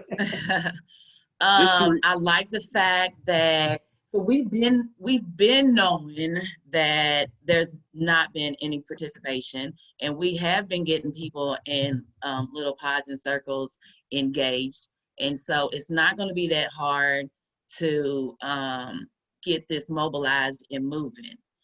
But I do believe, yes, it does need to be strategized. Like those emails, you need to get your email list from go to each one of your teachers. You already got it. Send them an email. Tell them to get their schools, and hopefully by the end of next week, and maybe set up a Zoom event. But when it comes to what Randy was saying, how Brent is, because I was on the board for 5 years and I know exactly how Brent is. And I know that Randy was an easy target for Brent because he's a white male. It's hard for a white male to come after a Black woman. So like I can push back on some of these things too. And especially if we're getting ready to start talking about racial justice and social justice. Because Brent that is he knows he cannot, he don't have no one up on her on that. He don't have no one up on anyone on that. And the transparency and just, I mean, we've already gotten a base because he's been endorsing Republicans that have been bashing everything that has to do with social justice and taking pensions and stuff away. And so Randy's gonna hit him with all the pension stuff, and Tyson's gonna hit him with all of the social justice shit. And they already know where I'm coming from. And we getting ready to do this. So I'm real positive about this because I've seen the transformation. Yeah. Because we've been doing this since we were monkeys, because we was calling for them to say no to the gang bill. So they know where I'm coming from. They know I've been plotting and coming for them too, that part too. So he knows his time is up, and he's got a hard one right now. I don't see how when he or if he tries to comfort Tyson, it's going to be so noticeable that it's going to make him look even more corrupt. Agreed. So we're good. You know, there's more than one way to win, you know, and I just think you all owe it to yourselves to I think you all are here because of what you've done since 2015, you know?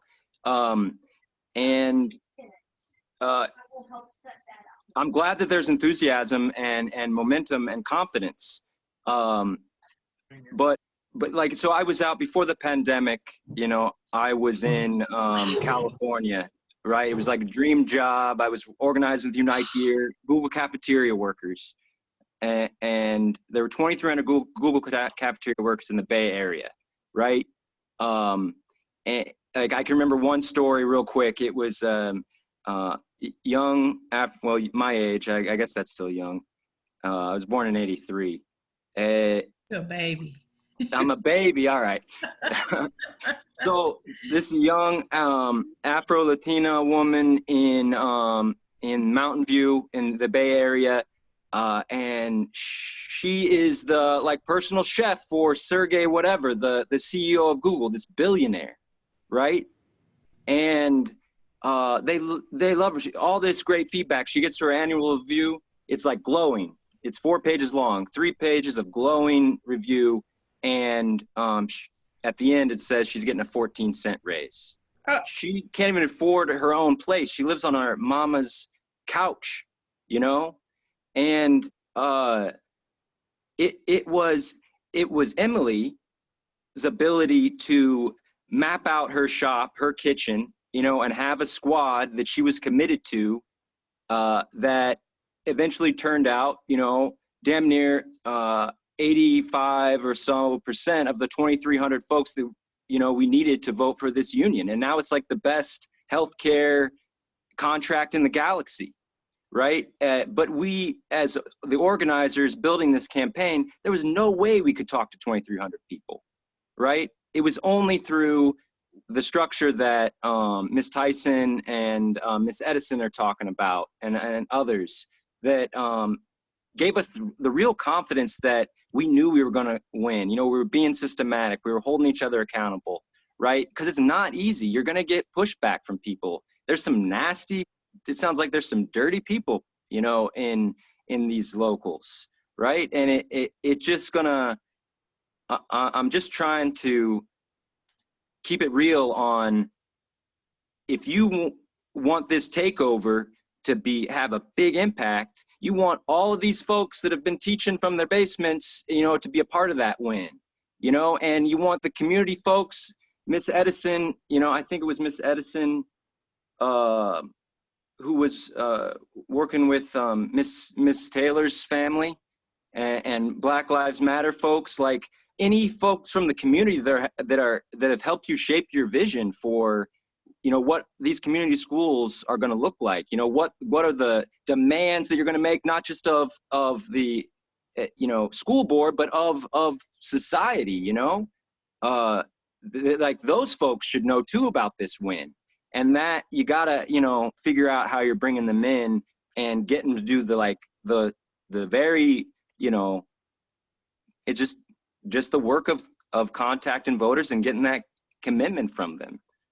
You know, I think that in itself helps. And plus the emails and the social media, and, you know, you're going to ride the wave that you're already on, you know, even if you didn't lift a finger, you know?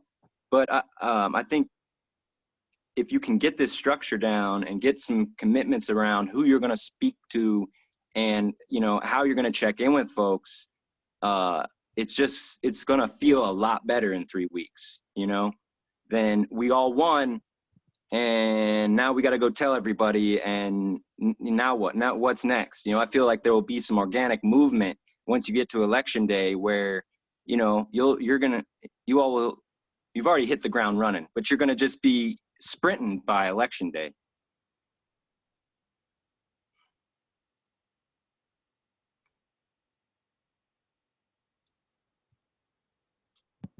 Anyone else? Let me go back to my notes. There was something I was gonna say, but now I forgot. Oh, I don't know if y'all had told Mr. Elliott around like the bases there, because during the strike, you know, he came out and bashed all the members, like not even once or twice, like twice, I think, or 3 times. There was so many things. Like he came on, he did a press conference and bashed us the press. He went on Facebook and attacked us on Facebook. So there is a lot of people ready for change. They just didn't have a person to step up and lead. That's always been a problem in a lot of authentic organizing that happens. You have to have everybody follow for real. Like sometimes everybody wants to lead, but at this point, am I frozen? I'm frozen.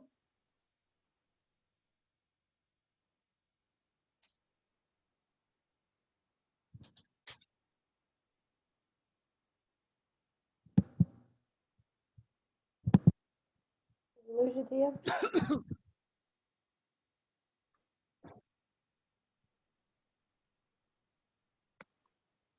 Well, Tia said what I was going to say, which is that we have been organizing for a long time now. And in fact, we've been having weekly Zoom calls every Monday for, I don't remember when we started, but since the pandemic, we decided to go ahead. We're part of a coalition called the People's Agenda. We used to meet in person prior to the pandemic, and then kind of went on hiatus while everybody kind of consolidated, but we resumed our weekly calls, and we've been addressing, there was a tax increase that went through that we demanded more accountability before they got our support and our endorsement for this tax increase, and they still managed to take up every seat at the table and prevent grassroots from being heard, and it was deliberate and blatant. And so some of this campaign can even be like, as they attack us, they force us to show we didn't really want to air the dirty laundry, dudes, but you know, since you made us, here it is. And there can be the good campaign going on over here, and then people like me and the rogue, I guess, individuals out here that are, you know, exposing things from a different angle. And you know, the candidates can still stay on the nice side of things. And you know, I think we're ready. I know we're ready. We're past ready. The only reason we didn't have a campaign 3 years ago is because JCTA is so good at keeping their elections a secret. And so we had to dig and dig and dig to even know that these elections were coming up. And we're still digging to get the bylaws, and we're still digging to get access to lists. And Alan was the one who told me that we should be able to get home mailing address, email addresses, and phone numbers. And Yvonne requested it, and they told her no. So, but yet Randy requested it 3 years ago, and he got it. So what changed in the last 3 years? Like, we're having to just keep chipping away and chipping away and chipping away at the things that they are trying to prevent us from seeing. But every time they do, they expose themselves even more. And that BSK election was so botched with the change in the results. And so we've exposed that. We had a lawyer challenge the election results.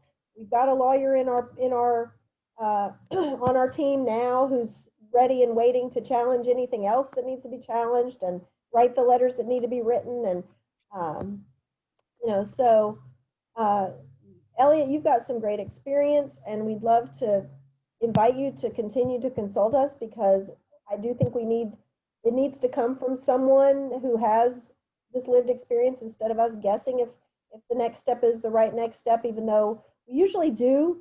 The consensus is a painful process, and we usually do end up in the right place, but sometimes it's more painful and takes longer. And teachers are teaching, they're busy, they're in class, and so the only time we can organize and make calls and do the things is on evenings and weekends. And I'm a marketing person. Marketing is my background. That's my contribution to this fight, is my marketing skills. And so, anything that I can do to make literature that's consistent and professional, and advertise it on social media, and put together email blasts. And if everybody will send me their email contact addresses, we can create a centralized database of names that we can all tap into from a caucus standpoint, as opposed to hitting and missing and duplicating and having a lot of things fall through the cracks. So Okay, so do we have like a structure of what we're going to do in the next 3 weeks?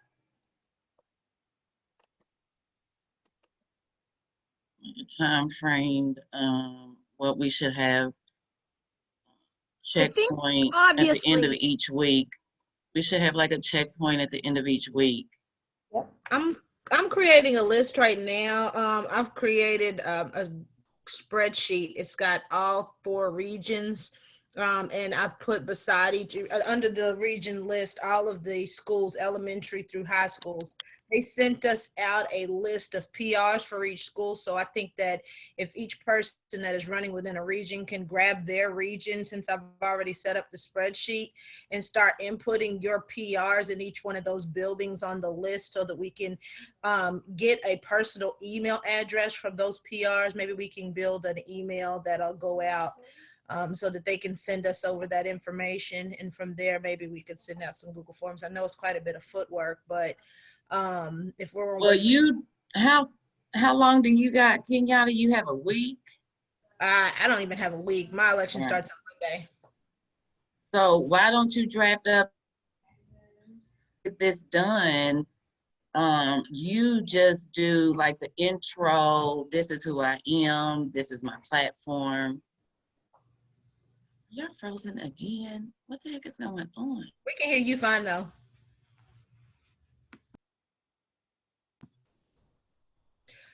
Anyhow, I'm looking at the big election right now. If we're waiting on TS Tech to get back up to speed, I'm looking at the big election.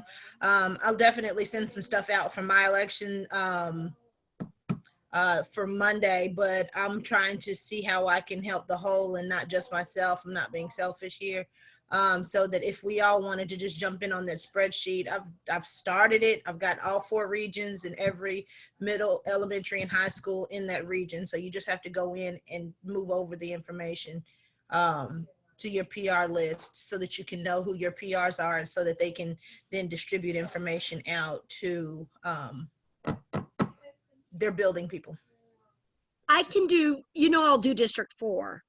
If I can just have that list, I'll, I shared it with you already. Check your email. Oh, you're so good. If you'll drop your email address in here. If there are, because there are some folks at schools that I've already spoke to, would you like for me to somehow note that? Do we have that somewhere? You know what? In the spreadsheet, we might want to have an additional column. Because, for example, I'll bet you dollars to donuts, Emily Blanton is the PR at Southern High School. She ain't gonna do shit for us. No, she may have other PRs there. But I'm just saying, George Nickel might do us a favor. Right, but I have a friend at Southern though that will be combating Emily. Exactly, but that's why we need more than just the column for the PRs. Right. I mean, we'll put them all in because it's good to know. Yeah. Where people are that we're not that fond of and who are definitely not fond of us. Right. No, I definitely agree. I think we could use some kind of color-coded system to be able to figure out who we've already reached out to, but not just having had verbal conversations with them. We want to get a copy of our slate graphic out to them so that they can distribute it to the emails of all of their people, so that if nothing else, they pull that up and vote from there, like they do our endorsement sheets when they go to the state and local elections. Mm-hmm. You know, one of the things after, you know, we lost collective bargaining, you know, they made us recertify every year in Wisconsin, you know. So Here too. okay, so you know, it's probably come, there's like a degree of normalcy around it, but I'm assuming there's some kind of similar structure on winning that vote. What was my point on that? Certification, meaning they keep a record of all the teachers and their email addresses, maybe? Oh yeah. Oh, here's what it was. It's like the accountability, like, you know, you hold, you know, coming together and holding yourselves accountable. It's also like, it depends on your relationship, but I really urge folks to, you know, you contact a building once, or you know, and you have you know, your initial contact with whoever, if it's the building rep or you know, a leader in that school that's going to take on lobbying their people to vote. I just I think I think a timeline needs to be created and some backwards planning, because, you know, hopefully it's not just one and done, you know, with one contact, but there's some follow up. Okay, you sent your initial email out, you know, okay, Sally, I know you got a lot going on, but who are the 5 people that, you know, you got to set those goals, but who are the 5 people this week that can you you know, schedule a Zoom with them or a phone call, you know, and they can't walk down the building to talk to them. But, you know, I think that being systematic about the follow-up should also be a part of the plan. Because we want them to be stronger, you know, at the end of this as well, right? And you all get dumped on a lot. You know, there's a lot of shit. And often it's like, my God, if I had a teacher's email, I don't think I could live. But it's, so it's anything that's going to kind of be a departure from the norm, and how I don't know, maybe are you all just like hanging out on Zoom with your folks from your building? You know, what is the contact, you know? We can. Mm-hmm. But it's been like, we're done here. We're done. So there's not been a lot of like not in person, but like face-to-face interaction over the internet with your colleagues. We have weekly PLC meetings, although they're canceled a lot more than they were when we were in building. Yeah. Like there was we one can supposed to be be yesterday. We didn't have it. intentional with right now choosing 5 people that we just know, you know, and invite them to a Meet Tyson Zoom where we can discuss, like, people are ready. We just got to put it there in front of them and they'll do it. Exactly. And that's what I'm saying is, like, if you have that call and you have don't make it a complicated, like, long ass plan, but if you can share with them, you know, here's our campaign timeline, these are the roles, this is what we're asking of you, you know, so they can all say yay or nay, you know, you know, a slick 1-pager, 2-pager, this is our plan to win, you know, and respect them on that level of, like, you know, are you down with this? Here's what we're gonna do. This is what I'm asking of you. And you can ask them to invite 3 more people to the next Zoom. So maybe you do like 2 Zooms a week. Okay. And every time you have one, hopefully it builds bigger, you know. And you tell, and your ask is for them to invite other people.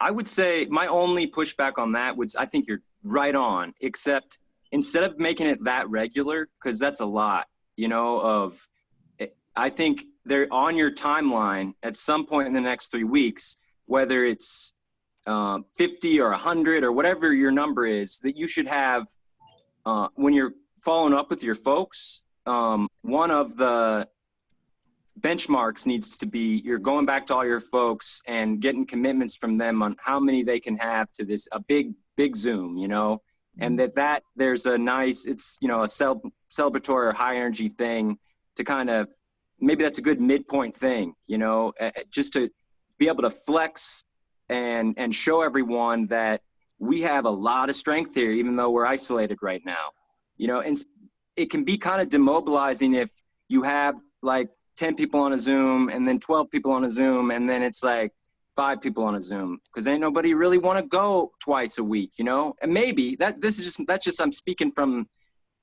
my gut here. I get it, but we can also have each person do that individually that's on the slate, and then that save the date for the huge one with all of them together. Pot roast.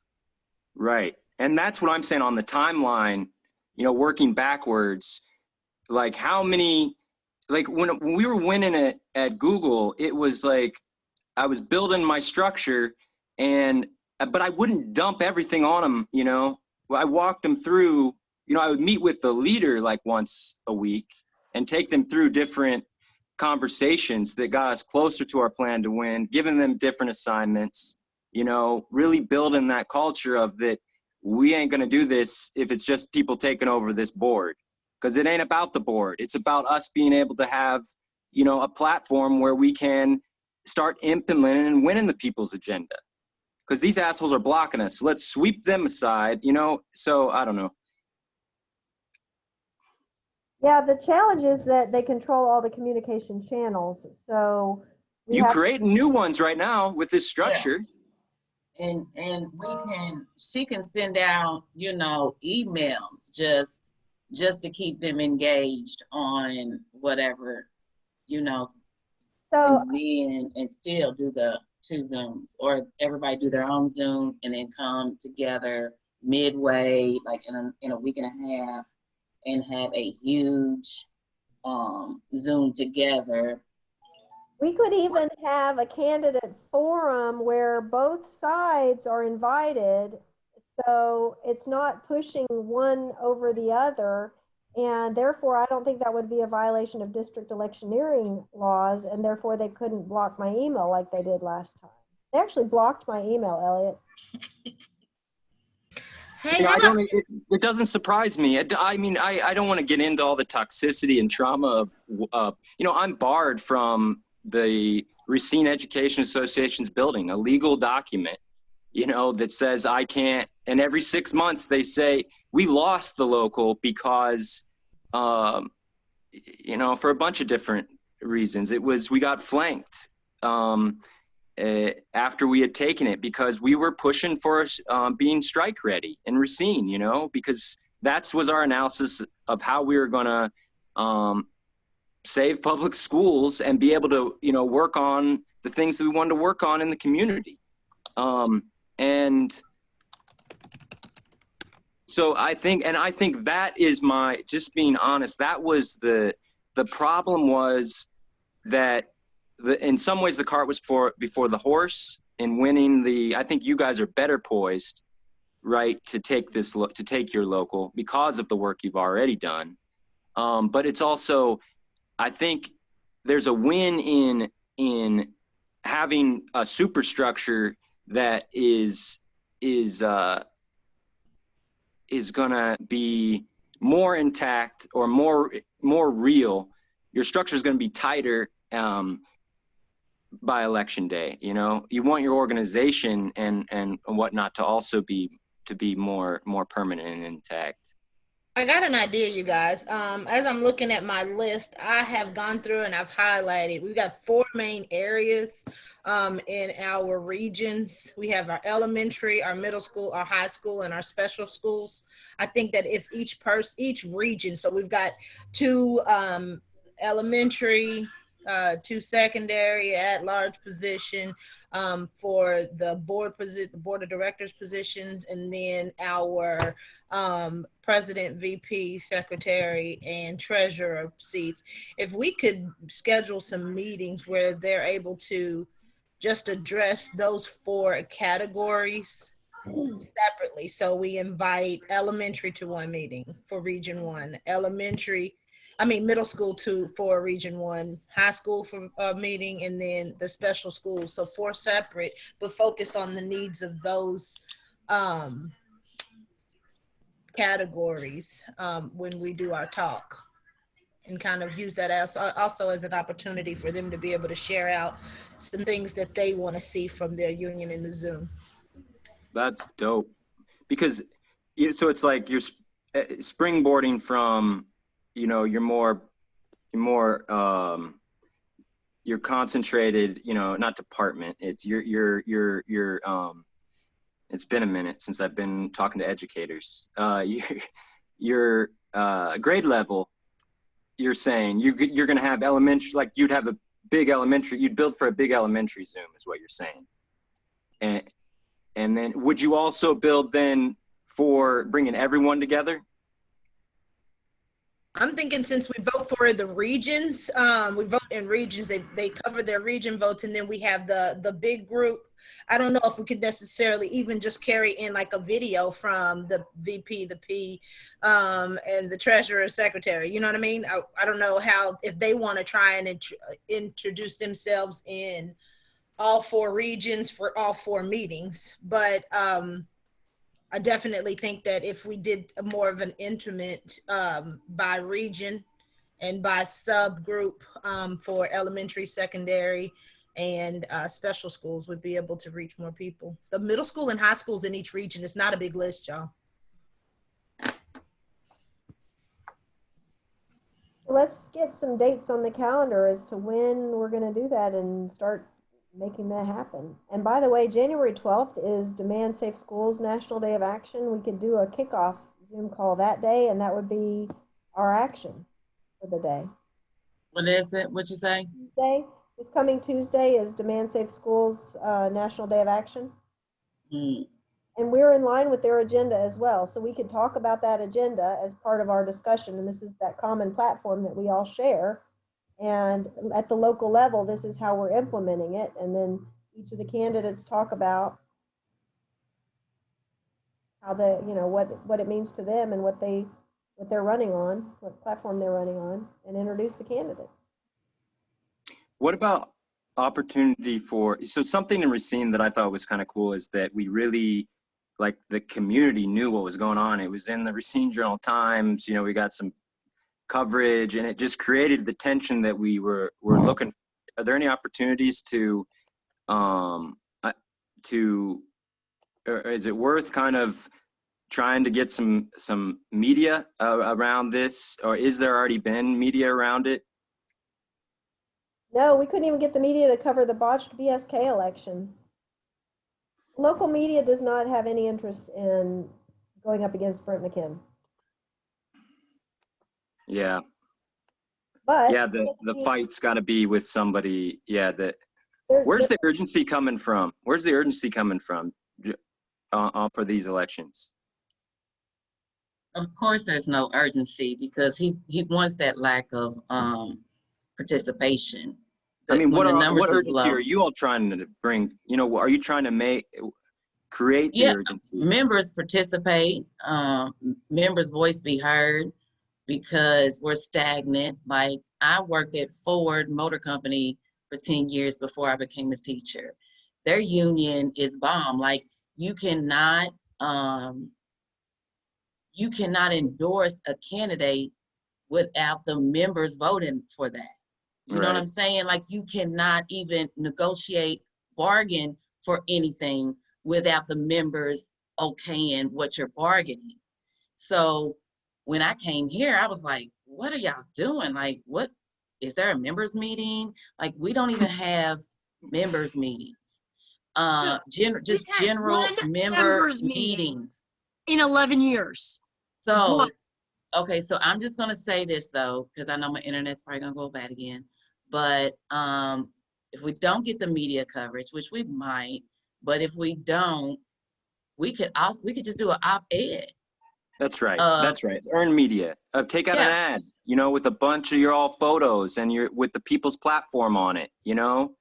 Well, yeah, she just needs to like just tell all about herself and why she's running and what she wants to see in this new union and how that relates to, you know, what calling for equality on the community level, in the education level. Like there's a sense of urgency, and I mean, you know, you can write out that like whatever you want to say, but I would just say a nice little op-ed of even just that vision of what a union is supposed to be like, because to be honest, all the unions in this damn city suck. They are all corporate. And like, I guess we're the ones that's gonna have to tell them like what they're supposed to be doing, because they're not looking out for that rank and file, right? Like once the most marginalized person is taken care of, then everybody is taken care of, right? Exactly, but when you start, you know, if you're not taking care of everybody, then we're losing. So, and the minute you start limiting educators' ability to make decisions about their, you know, their own profession, you know, their own union, like that's not only hurting you all as workers and as educators and as professionals, but it's like it's hurting the community, you know, in Chicago and LA and other folks. I'm sure when you guys were on strike, it was like whenever teachers stand up, it creates a tide of energy around the community. If you all are involving, you know, Black Lives Matter, the immigrant rights movement, you know, whatever it is, right, that you all are connected to, like that's, I think, I mean, that's why I'm on this call, you know, because you're all into that. And I'm on this call too, because after 40 years of my mother teaching third grade, she walks into a disciplinary meeting, her building rep, the union president, the HR director, and her principal are already all in the room laughing with each other, kibitzing, you know? Right. You know, she had to resign in disgrace. They couldn't fire her, but you know, we got someone from the state teacher to come in and help represent her, since she had been abandoned by her union after 40 years of being an excellent educator, you know. And that is not just because she's my mother and, you know, raised as a single woman, raised two young people, two young boys. It's like that kind of unionism, I am going to be against and trying to you know, get rid of and change until the day I die, you know. So I'm with it. Yeah, that's a non-negotiable. Like, how much money have you invested? Like, I mean, because me and Tyson are math teachers. Like, if I have to rationalize it through numbers, then you do not abandon the one that's held this place up the whole time, like held this union for so many years. Like, I mean, people really need to understand what unions were even started from, because we've all lost sight. And if we don't like educate the younger generations that's coming in, that are taking this tier pension or whatever benefits and all of that, like that right there is a setup for like a dichotomy between the two unions. Like you're already breaking the unity when you create those tier systems, and it's just a hot ass mess. But yeah, you know, we got to get that all the way together. So when you go ahead. I was just going to say, when you ask what the urgency is, I think pensions are the big urgency right now because it's currently on the legislative agenda and our session just started this week, although they are on like a 3-week break. So we literally have this window while we're canvassing and changing leadership to go back to session with a win. And fight for pensions, which the union is not doing right now. So They've already signed off on a compromise. Exactly. That's not a secret. They're throwing new teachers under the bus. And so, like, by simply running on that platform, it gives every opportunity to expose what they're doing. So that right there would be a win. Another sense of urgency, I feel, but Tia brought up, and she's not wrong, that we're still marketing to white teachers, so we don't want to scare off the white teachers with too much radical social justice language necessarily. But many of our Black teachers have actually been harmed by the union, because when the union, when teachers raise concerns about discrimination in the building or culturally inappropriate things going on in the building, the white teachers get in their feelings and file grievances against these Black teachers instead of actually asking, what can I do to not be racist? And so we have actually people in this fight who have testimonies to tell. So if we can get to a point where we can tell their stories, that would be large. But I want to be conscientious of Tia's concern that we don't want to scare white teachers. But Elliot, you may have a better sense as to whether or not that's right now, especially with everything going on. And we're Louisville, Kentucky, in the home of Breonna Taylor. Maybe we're ready for this conversation and we just don't know it. I would rather lose on a platform that is scaring white teachers than coddle them. Although I think that you are right to think about it, because a lot of white folks haven't done any work on how institutionalized racism. I mean, I've been working with youth up in, I don't know, the past better part of a decade, mostly immigrant youth, a lot of African-American young people from Milwaukee and in Racine. And I remember this, it's been a couple years ago, there were two Black guys. Well, I grew up in a Black neighborhood. There were two Black guys walking down the street and I started to feel fear, and I get closer. These are two middle schoolers. These are babies. Where the fuck did that come from? That internalized fear. And, our school districts are, at least the ones I've been exposed to, any kind of professional development is a joke. They're not really approaching shit in a real way. Those are the things that you can fight for. But you're right. That last point, Miss Gay, was you've got to lead with those testimonies, those stories, those narratives of educators, of young people, of parents, and that's going to create the kind of, vibe and energy that's going to carry you all. That's right. Absolutely. And there's another thing that we haven't even really delved into at all yet, and that's the fact that these elections are done electronically.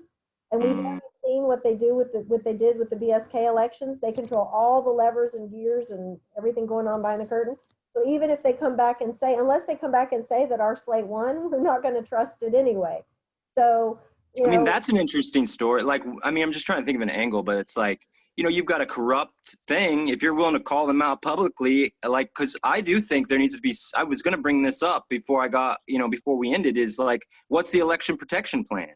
I really think when we lost the local, there was shenanigans. It was mail-in ballots, but it was weird. Like there was, I don't want to sound like a Republican saying that there's all this election fraud, but I've heard of other unions. I've not done this myself, but like getting a third-party union, getting someone independent from the NEA, or I don't know. It sounds like the teachers and SEIU and a lot of these other unions in your area are dirty, but like I know Unite Here has Local 23. I'm going back to Indianapolis in a couple of days. Like they have a couple of casinos organized in Louisville. I'd be willing to help try to figure that out. Where there does need to be some kind of independent watchdog or independent group that's overseeing this. It sounds like I don't know if you can win that in 3 weeks, but it's something to definitely think about. It's on the computer, but we are allowed to designate our own counter or witness or whatever the hell they're counting it. That would be a shot across the bow. I think one of the ideas that I brought up earlier was an exit survey. Like, I know it's not scientific and we can't guarantee that it's accurate, but it might still scare the shit out of some people and cause people to expose some of their weaknesses. And, just simply having essentially a place where teachers could go to cast their vote a second time, so that if there's a huge disparity between what JCTA comes out with and what we come up with, and have it be conducted by a third party, so that it's not, oh, you just like, is there a way to create this neutral watchdog group that people trust? I don't know. All I know is that if we do what Kenyatta says, and if we build our base, then we'll at least have that base as the watchdog in their area. So if they know that, like 50 people voted in their area and it only says 30, then we can at least question some of those. I mean, that's all I can say for right now, is as long as we build that base, that foundation, that we can always go back to it to get to some of those things. I think that's better because it's harder to argue with.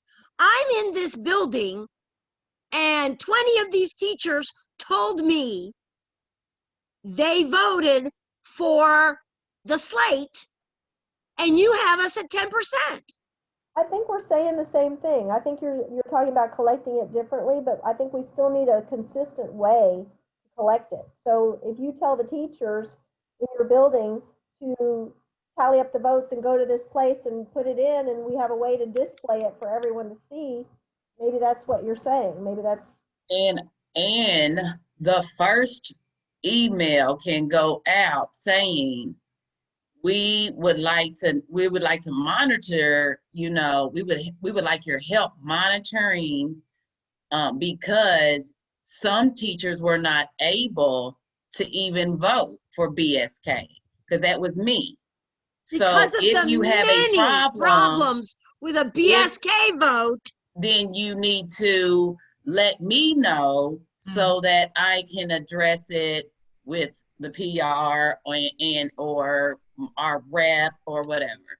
What about like, just spitballing here, what about, is there any way that we could get a physical thing that people are, like, it doesn't have to be big, like the size of a postcard or something, like that they're signing, committing to vote for the slate, that we can collect, that's physical and tangible, besides just the verbal commitments, as another way to just be able to verify that vote?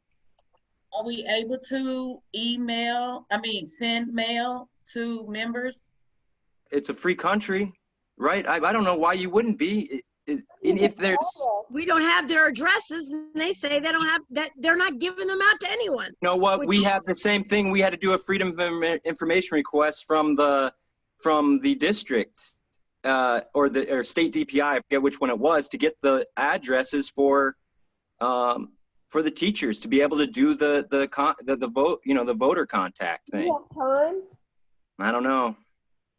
That may be worth, I don't think we have time before, but I think that's a good thing to do regardless afterwards. Just to have, yeah. Just to have. It could just be a self-posted card that they just write on and mail back in. Yeah, it could be one. So if you're building a structure and you say, at one point you say, hey, the first conversation is like, hey, do you support me? Can you do these things for me? Blah, blah, blah. Then you're asking them to follow up with their people, on some date, hey, you should have a package. I don't know how logistically that's going to work, but it's like, we sent out a package of postcards. I mean, I don't know. Maybe that's too logistically tough. Mm. And, I do have a way to get their email addresses, and the teachers are not allowed to send out email blasts and use the email system for electioneering, but citizens are not prohibited supposedly, but yet JCTA was able to get JCPS to block an email that I sent asking people to sign a petition, which really wasn't even, it was one step removed from electioneering, but, and it was me that sent it, but it had Yvonne's picture on it, so I could see how they might have thought it was Yvonne. But I mean, there might be a way to do email blasts and get to these people quicker. And even if it is something they sign and print, they could print it from their computer and sign it and return it or something. I don't know. Or like maybe that's where it's like the ask is, we wanted to do a petition, or we wanted to do like everybody sign a postcard in the building saying they commit. We can't do that. Can you just write it on a piece of paper and take a selfie and send it? I mean, can you collect it? Like another way of confirming their support, but also like verifying that vote at the end of the day. Yeah. It helps verify, and it builds commitment. I said I was going to vote for Rashana. And it makes a great thing to put out on social media everywhere. Exactly. Exactly. Commitment cards. Yep. Well, we can even ask that on social media, but if we was trying to collect like some commitments, we could do that on a Google form. Right. Or another Google, a Google survey. Right. Yeah. There is something cool though about like that. I've just done, you've seen campaigns like that, right? Where folks kind of hold up the template and they write something themselves in it and they take a picture. You're right. I do think Miss Gay can be used for social media kind of as another layer. Yeah, for sure. And my name is Gay. My last name's Adelman, so you don't have to call me Miss Gay. I'm sorry. That's just, I'm always saying that probably comes from my time in public schools. Absolutely. I mean, and I could even design an electronic survey or like exit survey that can verify. See, these are the things that the teachers already said they wanted a paper ballot, and then COVID hit. And so then they conveniently said, oh, well, we have to wait till after COVID. Then do a paper ballot, like you don't have the list. Well, but we could even. So we can't. Because Brent has already vetoed the paper ballot. I'm saying do it anyways. It won't be the official vote, but maybe that's too confusing for people. Well, and we still don't have their addresses. Like, we can try to. I think we should keep doing this work. Like, see where it goes and see how far we get before we hit the wall. Like, I'm going to go ahead and do a Freedom of Information request and see if I can get the list. Yvonne's already requested from the union and they told her no, did you ever get an answer back from Elena as to why it's different this year? As a matter of fact, it's not a bad time to recheck my email and see if I've heard. Yeah, in a non-pandemic world universe, that is something that an all call to get as many people down in his little office or wherever he's at, to demand the list. Because that's bullshit. Right. And it's limited. That's one of the things that I was hoping that by having others on the call, we learn, wait, we're being told what? Other unions aren't being told this? Like, we just accept whatever they tell us as the way it is. That's just how because we don't have anything to compare it to. So, right. Just even hearing from you that's bullshit may empower others to demand more. But I didn't even explain the more to this.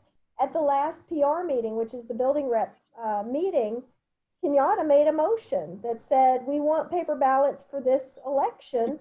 Oh. Managed to rewrite the motion so that it starts next year. So he still is deflecting and kicking the can down the road. And that has to go to the Elections and Bozos Committee. Yes. And so one of the reasons why I thought an exit. I swear, she's funny. I'm just a bitch. Sorry. an exit survey would be a good idea is because it gives us an opportunity to say why we're doing it. We tried all these other things and they blocked us here, they blocked us here, they blocked us here. So, you know, do an exit survey, tell teachers why we're doing it, and it's neutral. You know, you can, if you're so worried, get out, make sure you get out there and tell everybody that Brent's votes counted too, you know, and let's see how different they are, because I think they're cheating. And I think that we're still going to have grounds to challenge it afterwards. And we have everything that we throw at them gives us more opportunity to do something for us to challenge, you know? Or you could come out like Trump did and talk about, I need you to make sure there's some election protection stuff. I need to make sure, you know, that there's not going to be any fraud, woo. So at least it is brought up prior to. Yep. I think we need to just remind them that PR sat in a 2.5-hour meeting about the corruption and the mishandling of the BSK. We all sat in there and we talked about it, and the explanation wasn't clear. And there was lots of people who supported the paper ballot. There was 0 objections to the motion. 0. Let the record stand. There was no one who objected to the motion. And so everybody has a concern for the way that our election is done. So when we reach out to our PRs across the district in each region, we tell them that it's important to get the commitment for the slate from your rank and file members at your school, because we want to ensure the validity of the research, the results. Amen.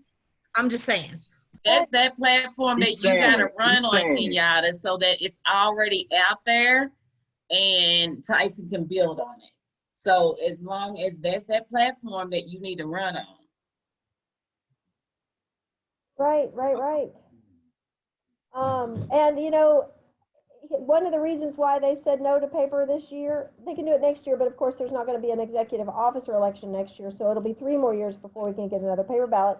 But paper ballot is so important that they should just wait. Like, that's another case we can make is, well, then how long will it take? And we'll wait. How long will it take? A month, 2 months? We'll wait. No, they said their technology is 20-something years old. They haven't even upgraded their shit for 20 years. Ain't that what they said? Why are we testing it then? And Elliot, the whole debacle where they explained how they miscalculated was because of an E with an apostrophe over it.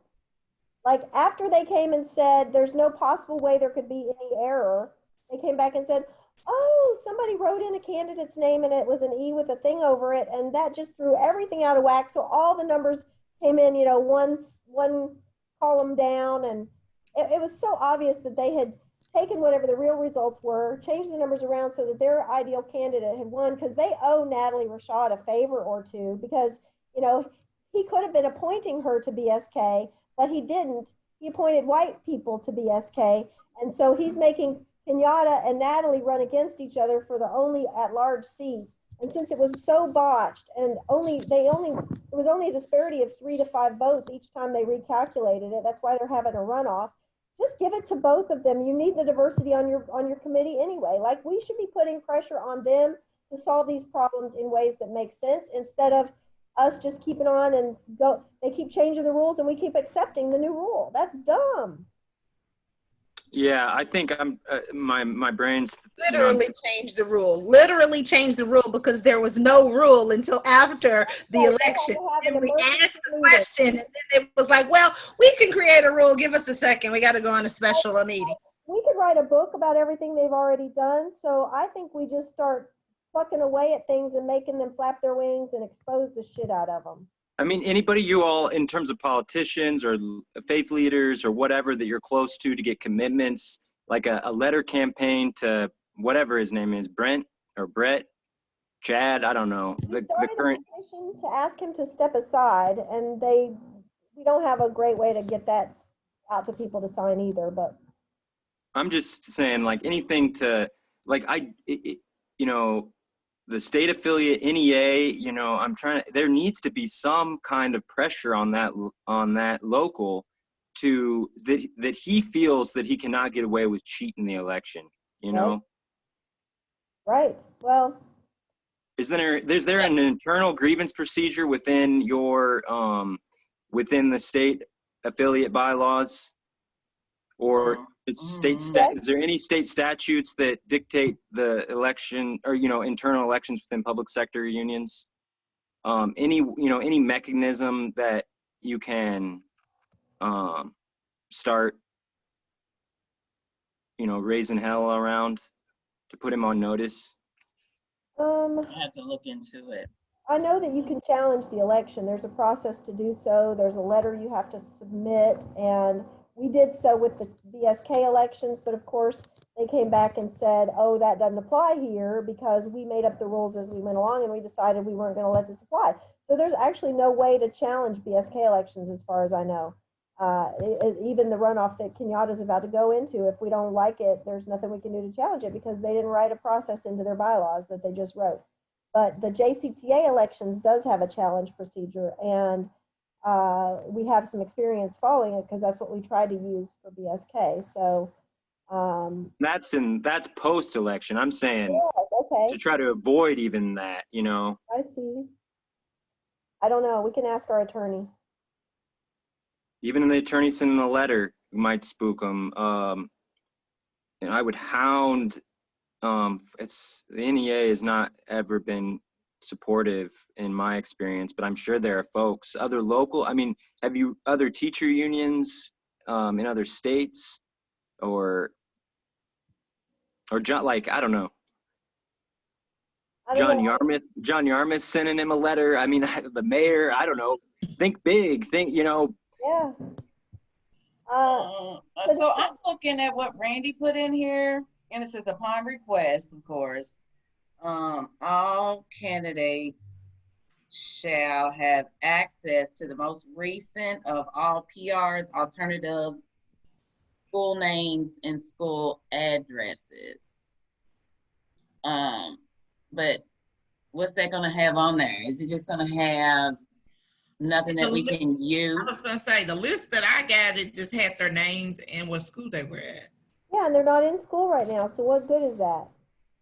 Although, do you guys get mail from school? How does that work? That's the list I'm using, you guys. That's the list I'm using. I have every region, every school listed in that region. I'm taking that list that they sent us and now taking the PRs off of that list for that school and putting their name next to their school on our spreadsheet. So now all we have to do is for your region, you now have a list of PRs at the schools that they are at. Does that make sense? Because they just gave us. How do you contact them?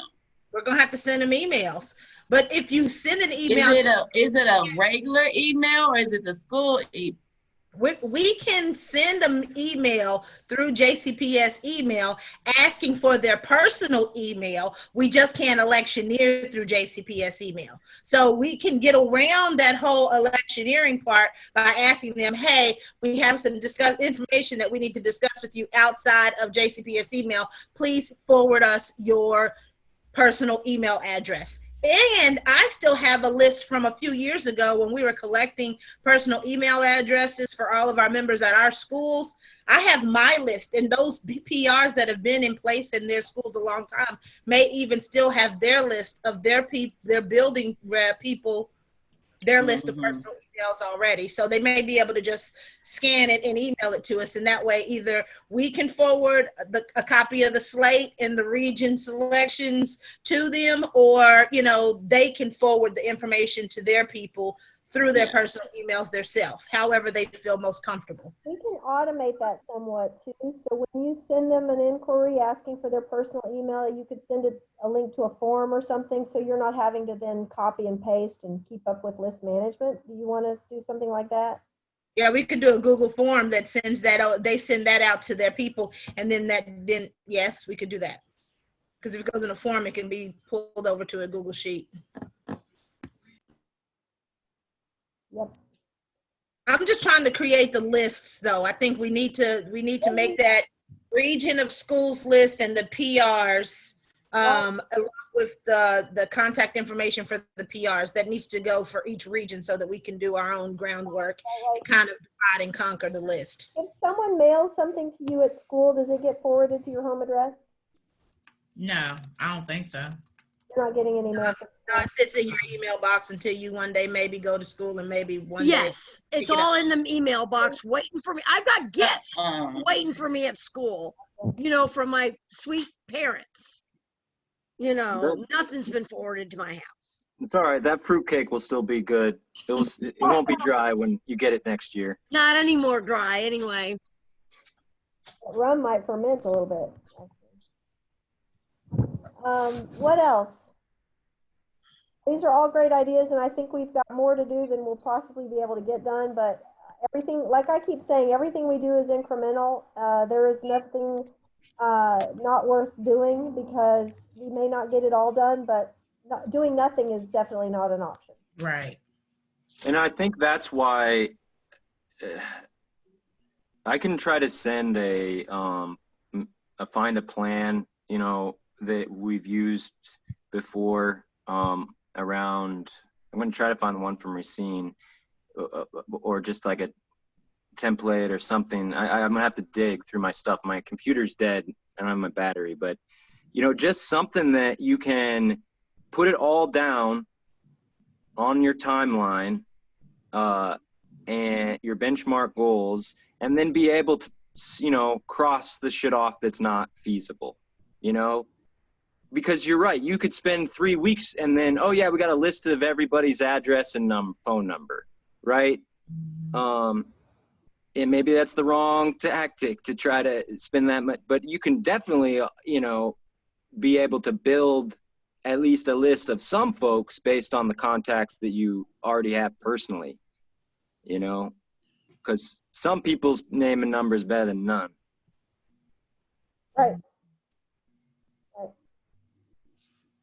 And I still would It's like been real, y'all. Well, what? It's been real. Real, I'll talk to y'all real. soon. All right.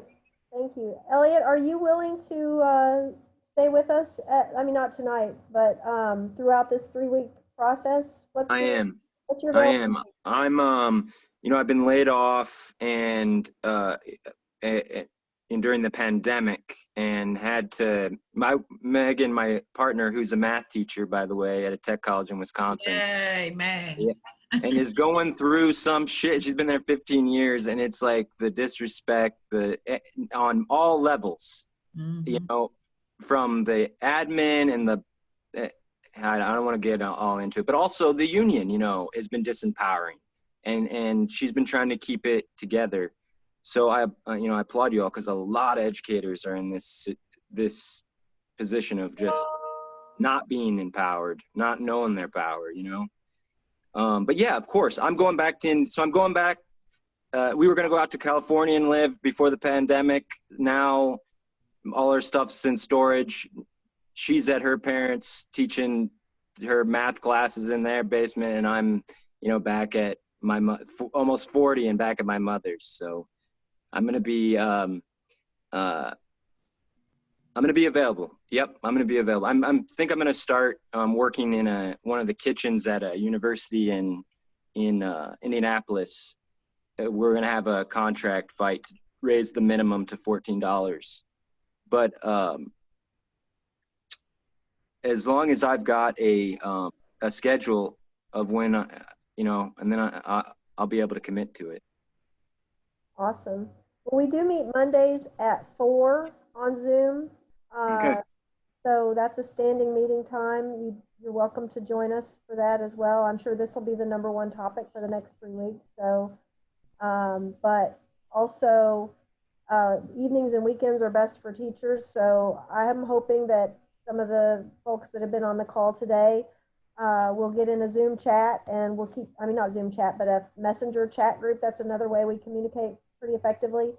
So we'd love to add you to a messenger chat if you're on Messenger, and you can kind of keep up with some of the stuff that we got going on. I have to go, y'all. I'll talk to y'all. Thank you for your help. Yeah. Bye, Ms. Tyson. Thanks. Congratulations on Georgia, by the way. Oh, yeah.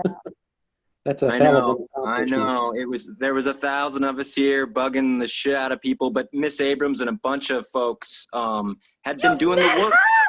Well, virtually, yeah. A couple of different times she came in. It wasn't like a big thing. There were a bunch of folks on, but our union's 90% laid off, a little less now, right? Our union's Wow. decimated, and the leadership, United Here's not perfect, but the leadership I have to respect.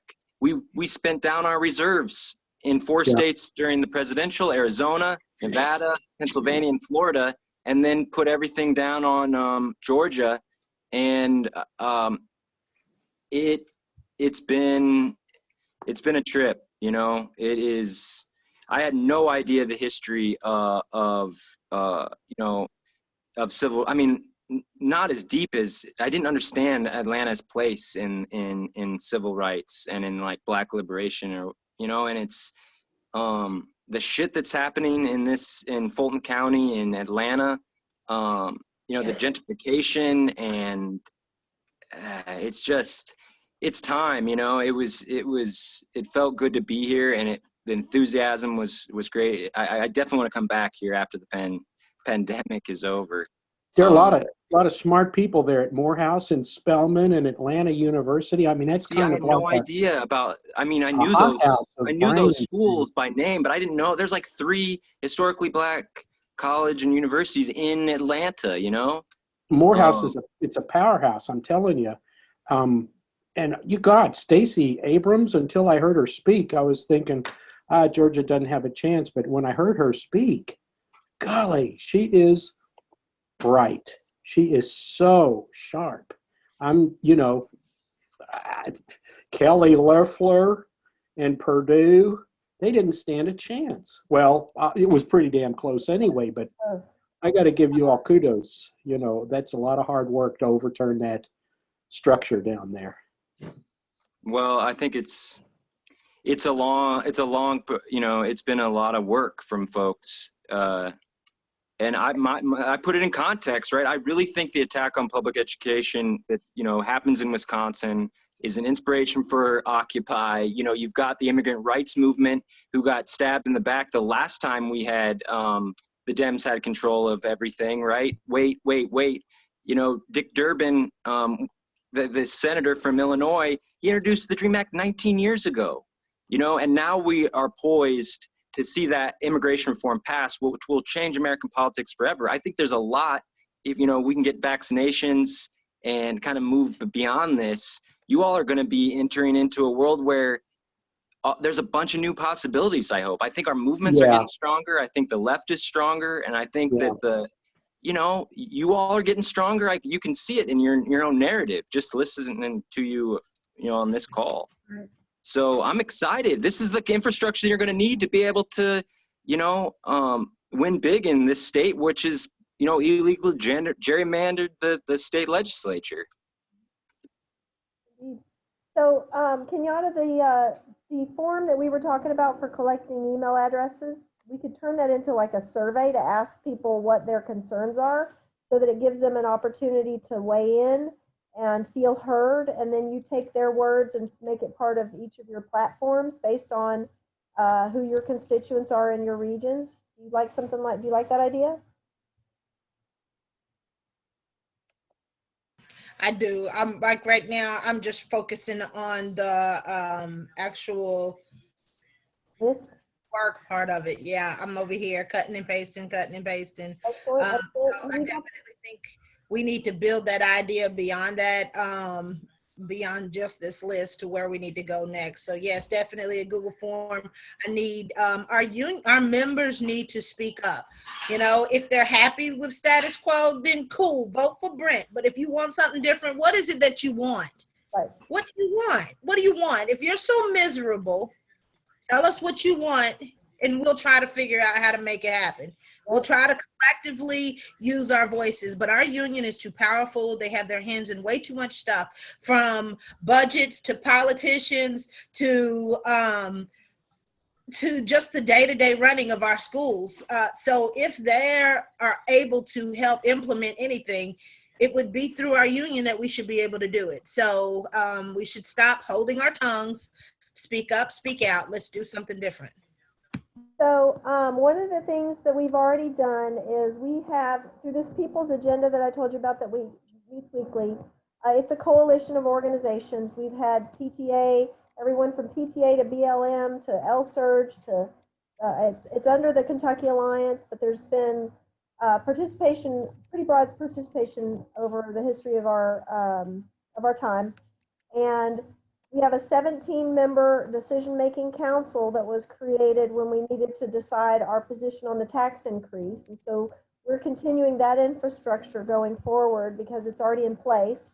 And what we did the last few days was go ahead and officially endorse the 4 candidates. I don't know if you saw the graphic I put up earlier that had Ms. Tyson and Randy on it, but it also has the candidate for VP and secretary that we're endorsing as well. So we have a full slate for the 4 positions that we've already endorsed. And so next step is to endorse the down ballot candidates at the regional level. And so we could do that this weekend and get what I need from one of the teachers though is somebody to share the current list so that we have a way to tell everyone what their choices are. And this is why we're recommending this list of candidates. I don't have that information, so somebody would need to share that with me. And then once we get the down ballot candidates, we could create because what I'm hearing Kenyatta say is it's okay to send an email that asks for their home email address. And I don't see why, as long as you're not electioneering, also add a little survey to that message.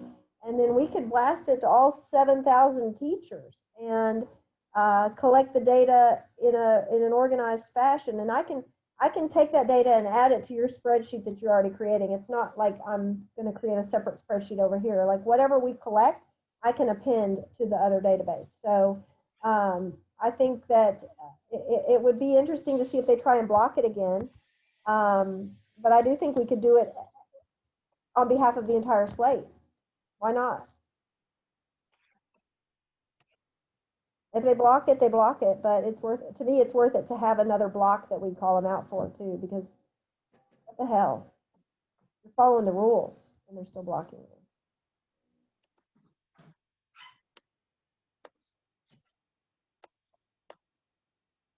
Can't figure out how to. So there's the Wellstone, you know, that Paul Wellstone who died, you know, they've got that campaign thing in Minnesota. If somebody could just search that, I can't figure out it's a PDF, it's 3 pages. And it's called the campaign plan. And it just kind of provides a little, not necessarily a template, but just, I think it asks some good questions about that will help you all collect your thoughts that you've talked about today and just being able to translate that to a document that that you can share and all, you know, say, yeah, this is the plan. I do think that's an important step that you all should take. Can you see my screen? So this is what you're talking about? Let me see. How can I see your screen?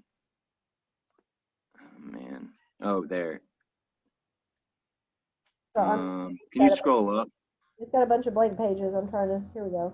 No, that. Hey, you guys, I got to jump off. I just wanted to let you know, Yvonne, I shared that page with you. If you need to add anybody else to it, you have to have a Gmail account because it's a Google Sheets document. But let me know. I will be doing District 4.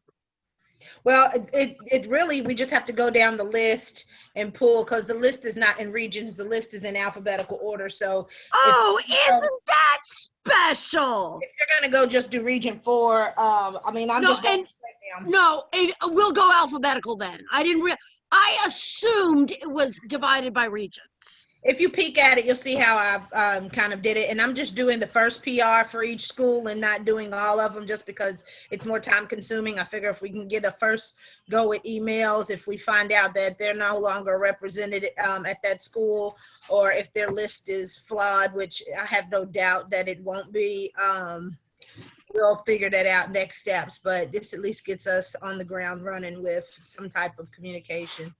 inner Well, struggle. and the worst that can happen, we'll have whatever now, but after the election, we can still, you know what I'm saying? Yeah, we'll have it later. We can All right, spiff it up as much as we want. definitely. See y'all later. Thanks. Bye bye, I Ken. really do have to get off too. My husband's trying to make pot roast and it I could be know, I'm ugly. sorry. He says, Okay. too late, it's already in the pressure cooker. Okay, then I don't have to get off. Say, William. That's the one I think. Oh, I need to do pressure cooker tonight. Instant pot. Yes. That saved me here in this extended stay. I actually like the Cuisinart one better, but one of my children destroyed it.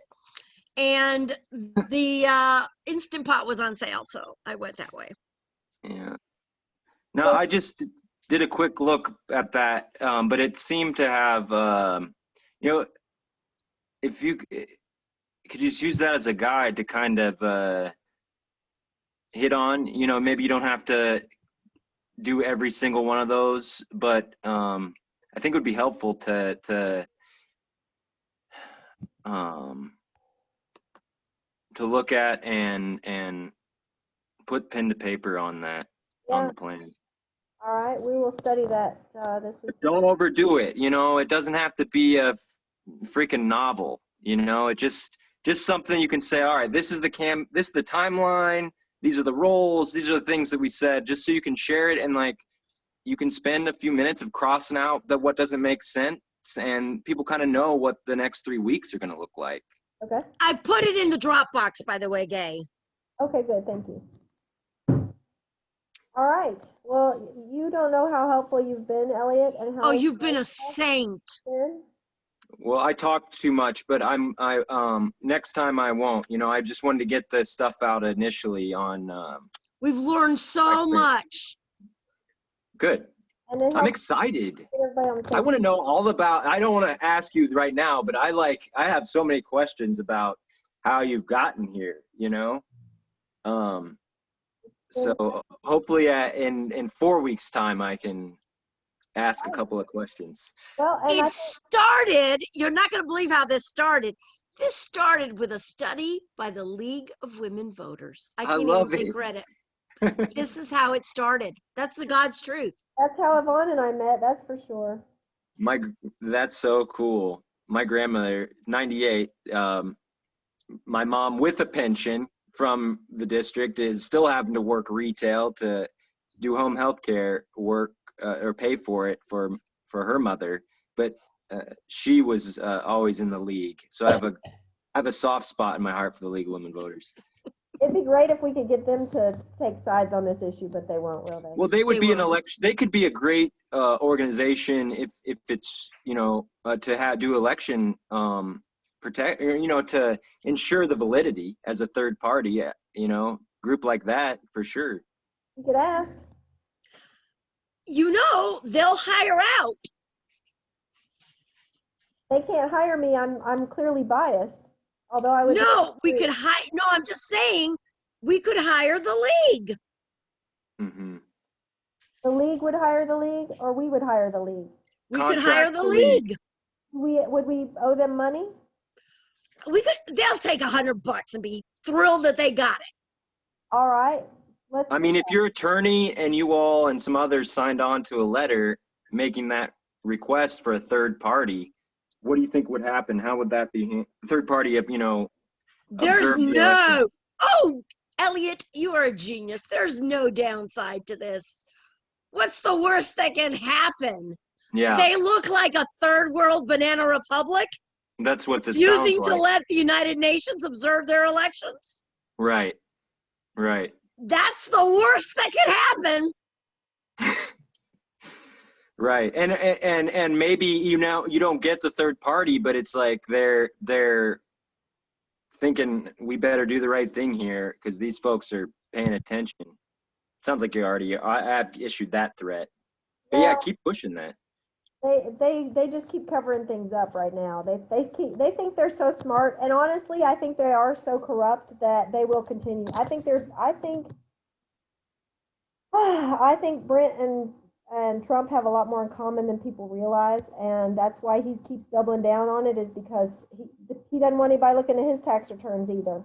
Yeah, you're like backing a mad dog into a corner. Yeah, Yeah, pretty much. I mean, he's tied to an FBI investigation for extensive jet plane flights that people that served on this pension advisory committee have been taking. That's sick. There's an investigation already going on. So even though if Brent wins, it'll be 3 years before we can run against him again. I don't think so, because I think he's going to be going down with all the things that are with all the shoes that are dropping right now. Like, shoes are dropping left and right. As soon as people get finished focusing on LMPD and Breonna Taylor, they're going to be like, and what's going over here in the school district again? Because, you know, our superintendent has been silent. Breonna graduated from our freaking school district, and our superintendent isn't demanding justice for her. What the hell? Wow. But he is, I'll give him credit, he is doing a lot of things that are the right things to do, but he's just kind of doing what's comfortable and what we pressure him to do, instead of doing it because it's the right thing to do. And I keep warning him. Like, we've had so many meetings with him where we've said, look, these things are all about to be exposed. You need to be on the right side of history. And he's like, oh, okay. But then he just kind of stays in the middle. He does not want to upset the business leaders. He does not want to upset his the man we got voted off the board in 2016 still has his fingers in the pie, and now he's affecting legislation at the state level, so he can still continue to control the puppet strings. And, you know, it's so corrupt. Yeah, it sounds like it. And unfortunately, it's not unique, you know? But I just think there's no way for him to do the right thing right now, because that would show, then he'd have to turn over all the records. And I think he's going to jail. But what do I know? A lot, it sounds like. All right, I'm about out of gas, but Thank you so very, very, very. Did I say very? You said very. Thank you so much. Nice to meet you. Yeah, this is exciting. No, I feel honored. Like, this is really we cool. feel honored. Well, we're all honored all around the table, you know. We're the diehards too here. Boy, I'm sorry if I talk too much, but there's no such thing. Well, I do want to make sure that, you know, the white guy in the room, the non-educator in the room, is not coming across as the expert. I do have some good experience, you know, that I want to be able to share, but I also want to know this is not blowing smoke. You guys know what the fuck you're doing, you know? You guys know it. You're in this and have been pushing it, it seems, in really cool ways. So I hope somebody's writing their experiences and journaling, because this would be a good memoir. I'm serious. I mean, we're talking about like Netflix series kind of stuff. Yeah, you're right. He's been talking about writing a book for 3 years. I've been documenting everything, though. I write down. She's been like drafting stuff. I've been blogging like crazy, so we're gonna do this. Have you all seen Harlan County, USA? I've never seen it. I'm told it's required watching. I think it's because it's all about, you know, it's became more about the women behind the miners, the wives of the miners, and how they sustained the strike, but also the fight with the community and the fight with a corrupt union, you know? Right. It's super inspirational. You all are connected to those ancestors, you know? Yeah. Thank you so much, Elliot. Thank you so much. I'll send you a link. Yeah, do you have my cell phone number? I don't think I do. I'll put it in the chat, but let me know. It's 317-997-3558. All right, I'm actually calling you and hanging up just so you'll have my number. All right. Hey, did you get a missed call from me? I did. And it's Gay. And what's your last name? Adelman, Adelmann. Okay, perfect. All righty. Well, until next time. And if you want me to look at a plan or, you know, help with that, since I've been pushing for that, I'd be willing to help with that between now and our next Yes. Zoom. I mean, Don't hesitate We will to involve reach you out. as much or as little as you like. Yvonne has created a Google folder with a whole bunch of documents that we keep, so we can add you to that. If we start our worksheet, we will probably store it in there, so that's where we would send you to access what we're working on. So, Great. Awesome. Yeah, and I'm planning. What's today? Friday. Today is what? I'm losing Today's track of Friday. days. So Friday, my plan is to get a test and head back to Indy tomorrow. So just letting Have you know. had one before? You probably have. They're very uncomfortable. They are. I have. They don't before I came back. hurt, but they're not pleasant. I know. That would give us Saturday to work on it, and by Sunday you'd have something to look at. Yeah, that's right. Sunday, and then the call's Monday. So if I'll be out of pocket kind of on Saturday, but fully available on Sunday. That works. All right. You're awesome. Thank you. Awesome. All right. thank Bye, you y'all. so much. Hey, I've got good news. I'm gonna go watch Futurama right now. Go on what's the tag? YouTube. There's a compendium of him saying, "Good news, everyone. We're going to the Death Planet. Good news, everyone. Alpha 6 has exploded and we've gotten whatever. Good news, everyone." Like, I love everyone that is show. terrible. I love it. It's like, what? Did you like the new one on Netflix? I forget what it's called, but it's like set in Middle Earth type thing. What's I it haven't called? seen it, but my husband, who's a big fan, did not like that one. He was disappointed, he says. Yeah, all right. Yeah, I'd have to rewatch. It was no Futurama. It was no Futurama. Her husband is Between The Simpsons and Futurama, they write half the dialogue in this house. Wait, your husband is who? I was trying to say something. He's a fiction writer. No way. Hi. Hi, fiction writer. I'm a Hey. fiction reader. All right then. Well, we're meant to be together. I love you, Elliot, but you're too old. To be a His reader? audience is 9 years old. I love young people fiction, you know? Hold on, I have Kids of all ages. Okay, I'm going to get your address later, and we'll send you a couple books. There we go. All right. It was a pleasure, y'all. Thanks so very much. Those are Oh, the whoa. books. Whoa. Good. What's the premise? There's a boy named Alex. My daughter's named Alex. Now you know where the name came from. And he can see ghosts. Mm, But if you tell people that, they think you're crazy. they do. So you have to pretend you don't see anything. So he moves after some things happen to Hannibal, Missouri, where the library is haunted by Mark Twain. Whoa, that's so cool.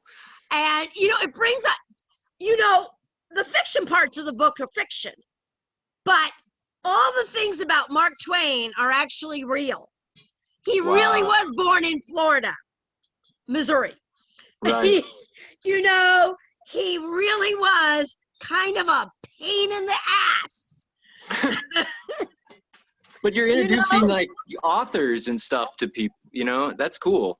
He, he was always, trying to get his own way. He was super selfish. I mean,